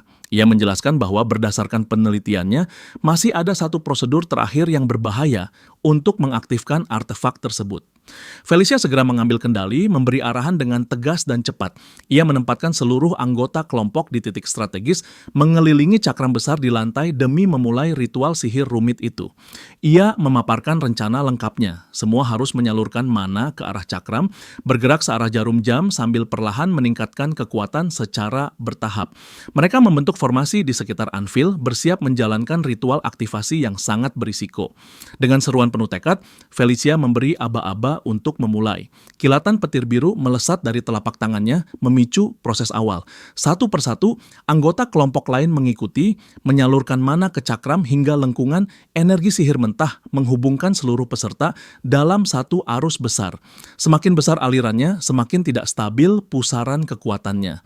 Felicia berseru agar Shutra meningkatkan aliran mana demi memperbaiki kestabilannya. Ia langsung mengikuti perintah tersebut dengan fokus penuh. Felicia meminta seluruh peserta mempertahankan aliran agar tidak kehilangan kendali sedetik pun. Keduanya menyalurkan energi dalam jumlah luar biasa ke arah Anvil. Petir bergemuruh keras, memantul di seluruh ruangan seperti badai liar. Anvil menyerap kekuatan mentah itu, semakin bersinar terang mendekati tahap sempurna, dan mungkin juga tahap meledak. Shutra menggertakkan gigi, memaksa mana sampai batas terakhir. Energi listrik yang berputar di sekeliling tubuhnya hampir tak tertahankan. Rautnya menegang saat ia menuangkan setiap tetes kekuatan ke dalam ritual tersebut. Tiba-tiba, sebuah kilatan petir liar menghantam dari langit-langit gua sebagai pertanda jelas bahwa sesuatu telah melenceng. Segalanya berubah menjadi cahaya menyilaukan. Ketika Shutra bisa melihat kembali, ia berdiri sendirian di dalam gua asing bernuansa merah berdebu. Ia memandangi area sekitar dengan ngeri, menemukan pemandangan medan perang yang dipenuhi mayat para prajurit dwarf. Sebuah kaki raksasa bercakar menghantam tanah di dekatnya, mengguncang bumi dan menandakan kehadiran sesuatu yang besar serta dipenuhi kemarahan. kemarahan. Shutra menatap kengerian tersebut, menyadari bahwa ia sedang menyaksikan sisa-sisa pembantaian besar dari masa lalu. Suara berat dan purba menggema di seluruh gua, seolah sedang berbicara kepada para pelayan setianya yang telah lama gugur. Dari atas terdengar deru besar yang menakutkan. Ia mendongak ke arah langit-langit gua, jantung berdegup keras dihimpit rasa takut yang menekan. Ia tidak lagi sendirian. Para prajurit dwarf yang tadi tak bernyawa, kini berdiri tegak kembali, hidup dan memandang ke atas dengan ketakutan mendalam. Shutra mengikuti arah pandangan mereka. Seekor naga raksasa bersayap turun dari kegelapan dengan mata merah menyala. Siluetnya menutupi langit berapi di atas mereka. Makhluk tersebut adalah naga bumi legendaris Enkidu. Raungannya mengguncang seisi dunia, memerintahkan penjaganya melindungi sarang dari setiap penyusup, termasuk dirinya. Dalam penglihatan membara itu, Shutra menatap sang naga dengan keberanian yang nyaris putus asa. Sementara suara purba sang naga berbicara mengenai gerbang antara dunia fana. Wajah raksasa naga lava itu memenuhi pandangannya. Suaranya menggelegar memanggil para penjaga untuk bangkit dan bertarung. Kesadarannya terseret kembali ke tubuhnya. Shutra terjatuh ke lantai batu dingin, napas tersengal dan mata terbuka lebar akibat rasa takut yang masih menempel kuat. Bayangan naga hitam tersebut masih membakar pikirannya. Dengan suara bergetar, ia memastikan bahwa yang baru saja dilihat memang naga bumi legendaris Enkidu. Ia menatap Felicia yang mendekat dengan wajah pucat, menanyakan apakah ia juga melihat hal serupa. Felicia menjawab iya, lalu menggambarkan sosok naga hitam besar dengan urat lava bercahaya, persis seperti yang dilihat olehnya. Carrick ikut mengangguk, memberikan konfirmasi serupa. Shutra terkejut menyadari bahwa mereka bertiga mengalami visi yang sama. Felicia mengakui hal itu, meski belum mengetahui makna dari penglihatan yang diberikan Anvil. Ia memandangi Anvil yang kini aktif. Permukaannya masih memercik sisa energi biru dari ritual. Ia menyimpulkan bahwa apapun maksud dari penglihatan tersebut, jawabannya pasti berhubungan dengan penggunaan Forge tersebut. Felicia melangkah perlahan ke arah Anvil, lalu menyentuh permukaannya. Tiba-tiba, cairan hitam aneh merembes keluar dari logam purba seperti darah bayangan. Cairan tersebut cepat mengganda sebelum meledak menjadi energi ungu gelap yang ganas dan menyelimuti Felicia. Felicia terhempas ke udara, terperangkap dalam pusaran energi hitam kacau yang terasa seperti memiliki kemauan sendiri. Ia menahan rasa sakit luar biasa ketika kekuatan tersebut mencabik-cabik tubuhnya. Shutra yang panik berteriak memanggil kakaknya, berusaha menghentikan arus energi tersebut. Namun ketika tangannya menyentuh pusaran itu, energi gelap langsung menjerat dirinya juga. Ia terseret masuk ke badai ungu pekat bersama Felicia. Sebuah kolom energi besar meledak dari Anvil, menelan keduanya di pusat badai. Caitlin dan Carrick menjerit ketakutan, tak mampu melakukan apapun selain menyaksikan dua orang itu diselimuti kekuatan jahat. Shutra menahan rasa sakit ketika tendril bayangan mencabik tubuhnya di dalam pusaran yang mengamuk. Di tengah kekosongan gelap, terdengar suara purba yang menjelaskan bahwa ini adalah ujian Enkidu bagi setiap penyusup yang berani mengejar kekuatan penaklukan. Suara tersebut mengatakan bahwa penaklukan berarti kekuasaan atas dunia fana. Energi ungu semakin padat, berkumpul di sekitar Anvil, lalu meledak dengan hentakan dahsyat. Ketika cahaya memudar, Caitlin dan Carrick berdiri di ruang yang kini dipenuhi bayangan berputar tanpa jejak dua pangeran maupun sang penyihir. Di tempat mereka berdiri, kini tinggal sebuah kristal berdenyut yang terbungkus energi hitam, seperti jantung yang masih hidup dalam kegelapan. Sebuah sosok berlutut di depan kristal berdenyut tersebut, mengulurkan tangan saat senjata gelap mulai terbentuk dari bayangan yang berkumpul di sekitar permata. Sosok itu akhirnya terlihat jelas. Shutra, kini berambut bergaris hitam dan bermata berdenyut energi gelap. Penampilannya berubah drastis, tampak asing dan menakutkan. Adegan berganti jauh ke lembah tandus tempat sisa pasukan sekutu yang hancur masih berkemah. Di tebing tinggi di atas camp, sosok misterius berdiri sendirian dengan siluet terlihat jelas di bawah langit malam, mengamati para prajurit dari kejauhan. Figur tersebut adalah seorang pengintai orc berkulit merah. Ia menunduk di balik bebatuan tajam untuk memantau camp sekutu di bawah. Melihat prajurit yang duduk santai di sekitar api unggun, ia menyeringai sinis menganggap mereka bodoh karena yakin dapat bersembunyi dari pasukannya. Ia berlutut di hadapan pemimpinnya, meminta izin untuk meluncurkan serangan kejutan kepada camp tersebut. Pemimpinnya muncul, Yakuzan, kepala suku Red Thunder, seorang panglima perang kejam dan mengerikan. Senyum bengis muncul di wajah orc itu ketika membayangkan pembantaian terhadap pasukan lemah di bawah Berdiri di depan barisan besar prajuritnya bersama kawanan Swamp Mammoth, ia memberi perintah untuk menumpas sisa-sisa yang masih bertahan. Di bawah sana, pasukan sekutu sama sekali tidak menyadari malapetaka besar yang datang. Dua penjaga orc yang berpatroli tiba-tiba menatap ke atas ketika mendengar siulan aneh dari langit tepat di atas mereka.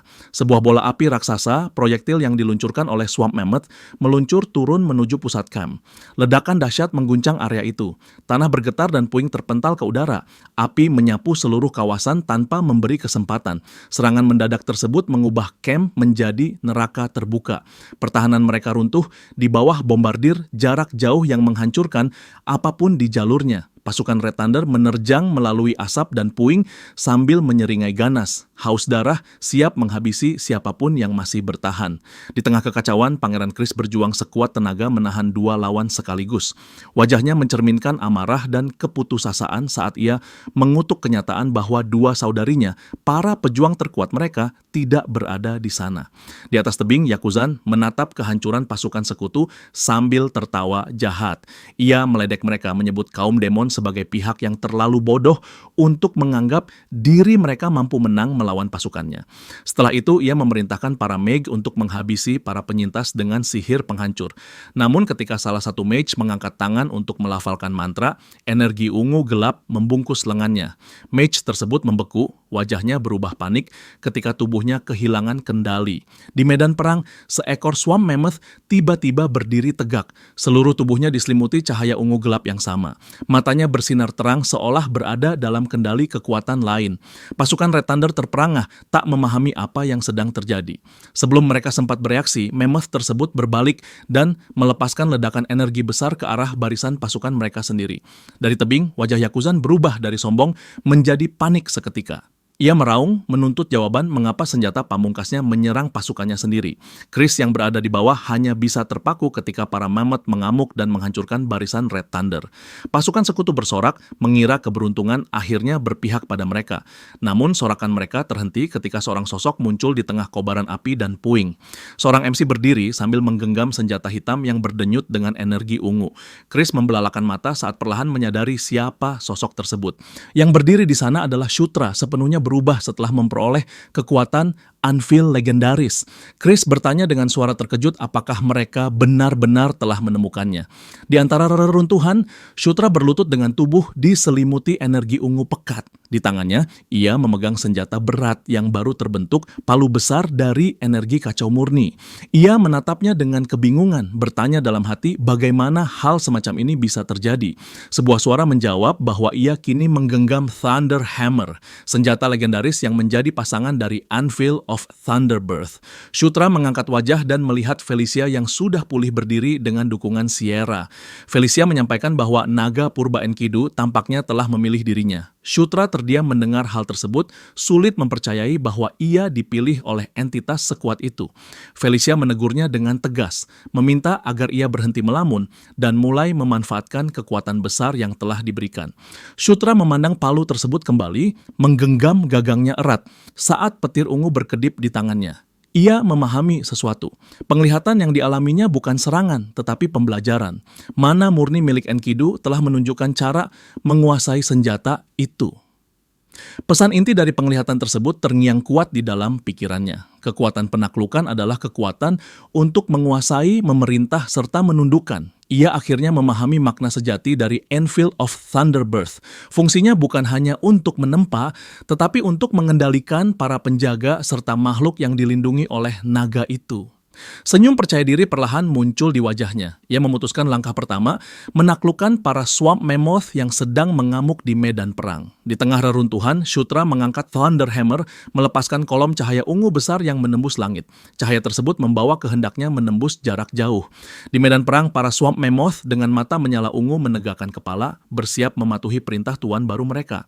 Dalam hitungan detik, mereka melepaskan gelombang ledakan yang menghancurkan pasukan Red Thunder yang sebelumnya mereka layani. Ledakan besar mengguncang area perang, membelah barisan musuh, membakar apapun di jalurnya. Dua ork terhempas ke udara oleh kobaran api tanpa mampu melawan kekuatan sebesar itu. Dari barisan depan, Jenderal Vandal menyaksikan kejadian tersebut. Ekspresinya berubah dari terkejut menjadi kagum. Wakilnya berbisik bahwa pangeran dan sang putri tampaknya telah berhasil. Melihat kesempatan emas, Vandal mengangkat kapaknya dan mengaum lantang memberi perintah kepada seluruh pasukannya untuk menyerbu. Ia memerintahkan mereka menebas setiap musuh yang tersisa sebelum para musuh itu menyadari siapa yang kini benar-benar menguasai medan perang. Pasukan Vandal yang dipenuhi semangat baru menyerbu musuh yang panik dan tercerai-berai. Seorang prajurit ork sekutu dengan mudah menebas lawan berkulit merah, menandakan arah pertempuran telah berubah total. Dari puncak tebing, Yakuzan menyaksikan pasukannya dihancurkan oleh senjata mereka sendiri. Raut wajahnya menegang antara kaget dan marah. Ia berteriak histeris pada bawahannya menuntut jawaban. Prajurit itu hanya gemetar, tak mampu memberikan penjelasan selain rasa takut. Ia menyarankan mundur, namun Yakuzan langsung meledak marah mendengar saran pengecut tersebut. Belum sempat mengomel lebih jauh, sebuah ledakan besar meledak di samping mereka, menandai kedatangan penantang baru. Pangeran Chris mendarat di tebing, tubuhnya memancarkan cahaya biru setelah melompat setinggi itu untuk menghadapi pemimpin musuh secara langsung. Chris menatap kepala suku ork tersebut dengan dingin, sambil menyatakan bahwa masa teror Yakuzan telah selesai. Yakuzan yang terpojok masih berusaha menyombongkan diri dengan menawarkan kematian cepat jika Chris menyerah. Sebuah ancaman yang terdengar sangat tidak masuk akal. Yakuzan meraung dan mengangkat kapaknya tinggi, bersumpah akan mencabik lawannya. Namun Chris tetap tenang dengan mata menyala biru. Dengan satu teriakan kuat, ia melepaskan jurus tinju beast miliknya, rentetan serangan berenergi yang menyayat udara dan menghantam tubuh Yakuzan tanpa memberi kesempatan bertahan. Serangan terakhir mengenai sasarannya dengan telak. Kepala Yakuzan terpisah dan jatuh menghantam tanah dengan suara berat. Pertempuran berakhir saat itu juga. Pasukan Red Thunder yang tersisa menyaksikan kematian pemimpin mereka dan segera melarikan diri ketakutan. Chris berdiri di atas tubuh musuhnya, napas berat namun tatapannya memancarkan kepuasan. Ia membersihkan darah dari tangannya sambil berkata bahwa kini hanya tersisa tugas pembersihan. Ketika menatap langit, ia mengakui dalam hati bahwa pasukannya mungkin akan kalah jika bukan karena bantuan Shutra dan Felicia. Ekspresinya berubah cemas memikirkan kedua adiknya yang kini mengendalikan kekuatan sebesar itu. Di reruntuhan, layar sihir menampilkan kemenangan tersebut. Carrick menatap layar dan memastikan bahwa tampilan itu bersifat waktu nyata. Felicia yang pucat menjelaskan dengan suara lemah bahwa anvil tersebut mampu mengendalikan seluruh penjaga naga.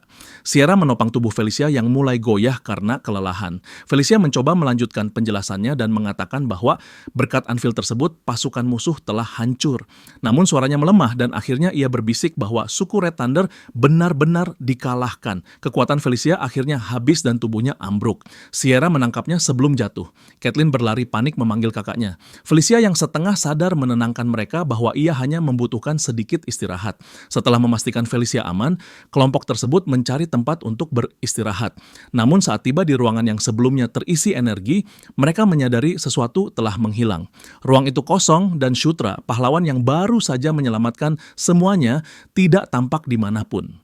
Di tempat lain, jauh di dalam hutan yang tenang, Shutra menghela napas lega. Tiba-tiba 3 jendela notifikasi emas muncul di depannya. Ia menatapnya dengan terkejut. Ternyata levelnya naik dan mendapatkan banyak XP karena berhasil mengendalikan artefak kuno Enkidu. Notifikasi lain muncul menyatakan bahwa skill Conquest juga naik level. Ia menatap jendela itu dengan rasa ingin tahu. Membuka menu skill, ia melihat bahwa kemampuan Conquest kini meningkatkan skill King's Banner serta membuka kemampuan baru bernama King's Knights. Shutra tersenyum puas. Fitur otomatis tersebut sangat menguntungkan. Ia menebak bahwa King's Knights pasti semacam skill pemanggilan yang keren. Namun pikirannya terhenti ketika suara familiar memanggilnya dari kejauhan. Suara itu menyebut nama aliasnya Stratus. Ia menoleh dan melihat Caitlin berlari ke arahnya di antara pepohonan, wajahnya dipenuhi kekhawatiran. Shutra menggaruk kepala, sedikit malu menyadari bahwa ia pasti membuat semua orang panik karena menghilang tanpa kabar. Ia hendak meminta maaf, tetapi sebelum sempat bicara, tinju Caitlin mendarat di kepalanya. Ia meringis kesakitan sambil mengeluarkan suara pelan, sementara Caitlin memarahinya karena pergi tanpa izin di tempat berbahaya. Setelah puas memukul, Caitlin menghela napas dan berkata bahwa mereka akan berkemah malam ini. Shutra bertanya kenapa tidak langsung pulang. Ekspresi Caitlin berubah serius. Ia menjelaskan bahwa meskipun awalnya mereka berencana kembali, kini ada masalah baru. Shutra bertanya apa yang terjadi setelah kemenangan besar itu. Adegan berganti ke sebuah ruangan redup. Felicia terbaring tak sadarkan diri, dikelilingi para penyembuh yang sibuk menyalurkan sihir pemulihan. Caitlin menjelaskan bahwa kakaknya terlalu memaksakan diri saat pertempuran. Berdiri di samping Shutra, ia berkata bahwa meskipun Felicia mengaku akan baik-baik saja, mereka tidak tahu kapan ia benar-benar akan sadar. Caitlin tersenyum kecut, menambahkan bahwa tanpa Felicia, mereka tak bisa memanggil kembali kuda terbang sihir. Jadi mereka resmi terjebak di tempat ini. Shutra mengangguk, matanya menunjukkan kekhawatiran tulus terhadap sang putri. Adegan berganti perlahan ke malam yang tenang. Langit dipenuhi bintang, kabut tipis menyelimuti pegunungan jauh di sana, sementara kelompok itu beristirahat dalam diam setelah pertempuran panjang yang mengubah segalanya. Malam itu, semua orang sudah tertidur lelap, kelelahan setelah hari panjang. Hanya Shutra yang masih terjaga, duduk sendirian menjaga malam di reruntuhan kuno yang sunyi. Ia bersandar pada pilar batu, tangan terlipat di dada, wajahnya tampak sangat bosan dan gelisah menunggu fajar tiba. Pikirannya melayang. Berkat kenaikan level beruntun, kesehatan dan staminanya sudah pulih sepenuhnya, menjelaskan mengapa ia tidak bisa diam. Ia menghela napas panjang, bertanya-tanya apakah harus duduk menunggu sampai pagi seperti ini, sesuatu yang terdengar sangat membosankan. Tiba-tiba, kilatan ide muncul di matanya, penuh semangat baru dan sedikit rasa iseng. Ia menyadari bahwa berada di reruntuhan kuno, dan tempat seperti ini selalu menyimpan harta rahasia, senjata ajaib, dan barang berharga.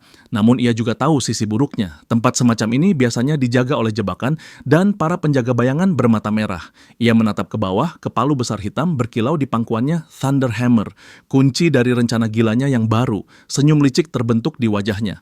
Para penjaga itu diciptakan untuk melawan penyusup. Tapi sekarang, ia bukan penyusup lagi. Ia adalah penguasa reruntuhan ini. Ia teringat batasan kekuatan baru yang dimilikinya. Kekuatan sejati anvil dan palu tersebut hanya bisa digunakan di tempat ini. Dan itu berarti dalam dungeon ini kekuasaannya mutlak. Ia bisa melakukan apapun sesukanya. Dengan semangat baru, ia berjalan menghampiri Carrick yang sedang mendengkur keras, sama sekali tidak menyadari petualangan baru yang akan segera dimulai. Shutra berlutut dan mengguncang bahu pengawalnya perlahan. Carrick bergumam setengah sadar, mengucek mata dengan malas. Dengan senyum nakal, Shutra berkata bahwa mereka akan pergi.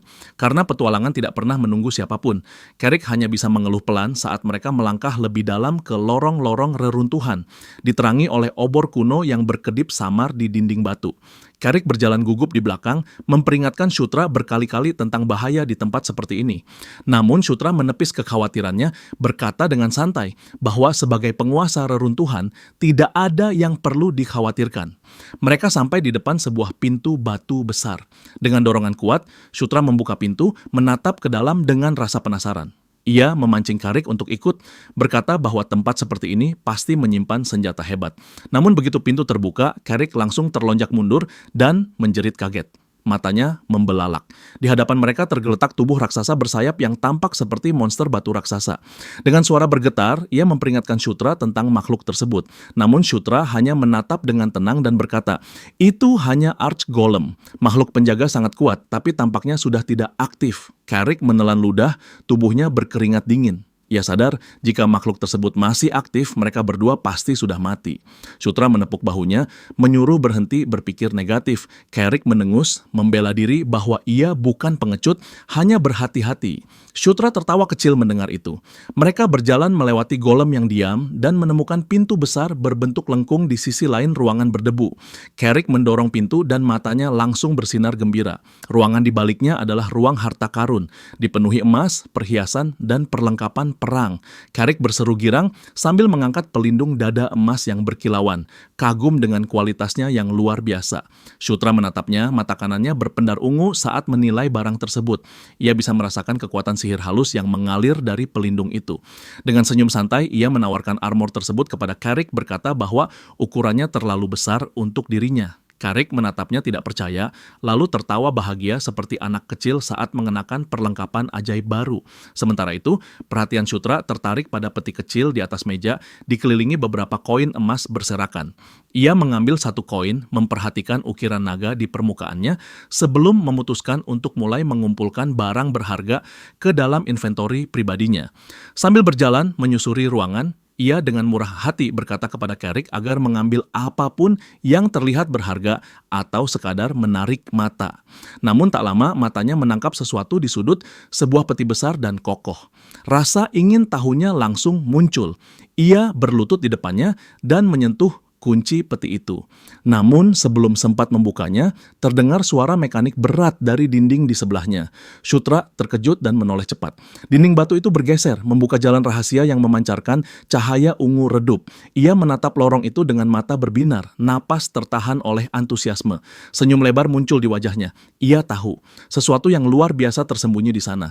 Tanpa ragu, ia melangkah masuk ke koridor sempit bercahaya ungu. Langkah sepatunya bergema di lantai batu kuno.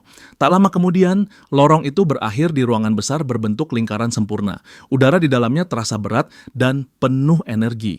Sutra mengangkat pandangan dan napas tertahan. Di tengah ruangan, di atas pedestal megah, melayang gauntlet berornamen, memancarkan aura ungu pekat yang sangat familiar. Energinya begitu kuat, mentah, dan liar. Kekuatan naga bumi tersebut sendiri. Ia langsung tahu tanpa ragu. Namanya muncul begitu saja di pikirannya, seolah dipanggil dari ingatan kuno, Earthshaker. Sang gauntlet legendaris milik Knight of Conquest, api ungu dari auranya menari di dinding, memantulkan bayangan panjang di sekitar ruangan. Sutra melangkah mendekat, merasakan hubungan aneh antara dirinya dan artefak tersebut. Seolah gauntlet memanggilnya secara langsung, menunggu tangan yang akan mengenakannya. Dengan napas tertahan dan mata berkilau kagum, Sutra mengulurkan tangan dan menyentuh artefak kuno dengan lembut, mempersiapkan diri untuk lonjakan kekuatan yang ia harapkan akan datang. Begitu disentuh, pesan kesalahan muncul di depan matanya, memberitahukan bahwa statistiknya sangat tidak memadai untuk menggunakan item legendaris tersebut. Ia menarik tangan dengan kaget, sedikit kecewa menyadari bahwa kekuatannya belum cukup untuk menguasai gauntlet. Gauntlet berdenyut dengan cahaya emas yang hidup, seolah bereaksi terhadap sentuhan dan membuat keputusan sendiri. Sebuah notifikasi emas baru muncul, menyatakan bahwa Earthshaker telah mengakui dirinya sebagai tuan baru, sepenuhnya menimpa pesan kesalahan sebelumnya. Gauntlet mulai berubah di depan matanya. Auranya yang sebelumnya ungu dan menyeramkan berubah menjadi emas cerah dan tampak lebih heroik. Pesan sistem lain mengonfirmasi transfer tersebut, mengubah pengguna terdaftar menjadi namanya. Ia mengepalkan tinju, siap menerima kekuatannya. Gelombang energi emas luar biasa meledak dari gauntlet dan mengalir ke seluruh tubuhnya, menyatu sepenuhnya dan tak dapat dipisahkan. Mata MC bersinar lembut dengan cahaya emas saat merasakan kekuatan luar biasa dari gauntlet legendaris mengalir ke dalam tubuh. Gauntlet kini termaterialisasi di tangan, terbuat dari logam kuno dan memancarkan energi emas berkilat. Notifikasi lain muncul, mengonfirmasi peningkatan statistik yang sangat besar. Ia takjub akan lonjakan kekuatan itu, kagum bahwa hanya dengan mengenakan item kuat tersebut sudah cukup meningkatkan statistik secara signifikan. Senyum percaya diri muncul di bibirnya saat membayangkan potensi luar biasa yang akan terbuka ketika level benar-benar meningkat. Ia mengangkat tangan yang bergauntlet dengan senyum lebar dan penuh semangat, mengatakan bahwa item luar biasa ini bahkan lebih hebat dari bayangannya. Layar informasi item untuk Gauntlet of Enkidu muncul, menegaskan kepemilikan resminya atas artefak legendaris tersebut. Tiba-tiba, suara Carrick mengejutkannya dari belakang, bertanya, apa kilatan cahaya emas luar biasa tadi? MC mendongak dan melihat Carrick berdiri di pintu ruang itu. Ia tersentak sadar bahwa penjaga setianya telah menyaksikan semuanya. MC mencoba bersikap tenang, meski jelas gugup. Dalam hati mengeluh betapa menyebalkannya ketika inventori pribadinya terbuka begitu saja. Carrick berkata dengan tenang bahwa meski ia tidak memahami apa yang baru saja terlihat, ia tahu hal itu akan menimbulkan masalah jika tersebar. Ia tersenyum lebar penuh keyakinan dan menepuk dadanya, berjanji menjaga rahasia itu dengan aman. MC tersentuh oleh kesetiaan tak tergoyahkan dari penjaga setianya. Carrick lalu bertanya apakah mereka sudah mendapatkan semua yang dibutuhkan dan menyarankan agar segera kembali. MC tersenyum kecil, mengakui bahwa ruang rahasia menyeramkan membuatnya merinding dan ia ingin segera pergi dari sana. Ia setuju bahwa sudah waktunya kembali ke yang lain dengan misi rahasia yang telah berhasil besar. Keduanya berjalan keluar dari lorong rahasia dan kembali ke ruang utama penyimpanan harta, meninggalkan ruangan itu di belakang mereka. Saat meninggalkan ruang harta, mata tajam MC menangkap kilauan sesuatu di atas meja jauh di antara tumpukan harta. Ia segera menghentikan Carrick yang tampak kesal karena penundaan itu. Perhatian MC sepenuhnya tertuju pada penemuan baru. Carrick mengikuti arah pandangnya, tapi tidak melihat sesuatu yang luar biasa di antara tumpukan barang rampasan. Ia bertanya apa yang sedang dilihat sekarang. MC menunjuk dengan senyum lebar penuh kemenangan ke arah tumpukan harta yang berkilauan, berkata bahwa ia telah menemukan apa yang dibutuhkan. Adegan berganti memperlihatkan MC dengan hati-hati menuangkan cairan hijau bercahaya yang ditemukan di ruang harta ke mulut Felicia yang sedang beristirahat. Begitu diminum, cahaya hijau terang menyelimuti tubuhnya, mengangkatnya ke udara, sementara energi penyembuhan mengalir lembut ke seluruh tubuh. Cahaya itu memudar dan Rona sehat kembali ke pipi Felicia. Ia tampak sepenuhnya pulih, membuat semua orang merasa lega. MC menopangnya saat duduk, bertanya dengan senyum hangat penuh perhatian apakah ia merasa lebih baik setelah tidur sihirnya. Saat Felicia mulai sadar, Caitlin berlutut di sampingnya dengan wajah gembira. MC mengungkapkan rasa lega besar karena iparnya akhirnya baik-baik saja. Caitlin tersenyum bangga sambil berkedip, menjelaskan kepada saudarinya yang kebingungan bahwa MC telah menemukan Potion of Mana Recovery secara ajaib. Felicia menyentuh kepala dengan bingung, tidak tahu dari mana ia bisa mendapatkan item langka dan kuat tersebut. MC berisyarat ke sekeliling ruangan kuno, dengan nada bercanda bertanya apakah ia lupa bahwa mereka sedang berada di reruntuhan penuh harta karun. Kesadaran akhirnya muncul di benak Felicia. Tentu saja mereka berada di reruntuhan, tempat sempurna untuk menemukan harta terlupakan yang berguna. Dengan senyum percaya diri agak usil, MC mengacungkan jempol dan mengingatkannya agar jangan lupa siapa penguasa sejati reruntuhan ini. Ia menenangkannya agar beristirahat dan berjanji Mana akan sepenuhnya pulih saat terbangun. Saat hendak pergi, Felicia memanggil namanya dengan lembut, membuatnya menoleh dengan ekspresi bertanya. Dengan pipi memerah dan tatapan tulus penuh rasa terima kasih, Felicia dengan pelan mengucapkan terima kasih atas semua yang telah dilakukan. Keesokan paginya, matahari terbit di atas pegunungan, menyinari pasukan sekutu yang merayakan kemenangan di camp yang baru direbut kembali.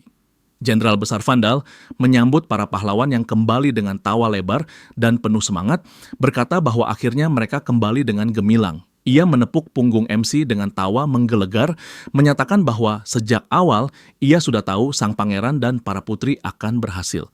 Saat kelompok itu berjalan melewati camp, Pangeran Chris berdeham canggung, berusaha menarik perhatian adik-adiknya. Ia berdiri dengan tangan terlipat, ekspresi tegasnya melunak saat berdeham lagi, jelas berjuang untuk mengatakan sesuatu yang penting. Ia tampak kesulitan menemukan kata yang tepat, rasa bangga besar membuatnya sulit mengungkapkan pujian. Akhirnya dengan sedikit rona merah di pipi sendiri, ia berhasil memuji adik atas penampilan luar biasa dan efektif. Felicia mengibaskan rambut dengan gaya anggun penuh percaya diri, menanggapi pujian langka dari saudaranya dengan sikap santai, seolah itu bukan hal besar. MC menatapnya dengan senyum menggoda, diam-diam berpikir betapa sombongnya sikap Felicia saat menikmati momen kemenangannya. Chris kemudian menyuruh beristirahat karena pasukannya akan menyelesaikan sisanya. MC yang terkejut bertanya apakah semuanya belum berakhir. Chris menjelaskan bahwa sisa musuh masih ada di luar dan mereka akan dibereskan dalam waktu 2 minggu. Mata MC langsung berbinar mendengar hal itu, gembira menghitung bahwa artinya ia mendapat libur 2 minggu. Namun sebelum sempat merayakan, Caitlin muncul di belakangnya, berbisik nakal di telinga tentang ide liburan konyol tersebut. Cantik yang penuh arti, Caitlin melambaikan tangan, mengingatkan bahwa masih banyak pekerjaan penting yang harus diselesaikan.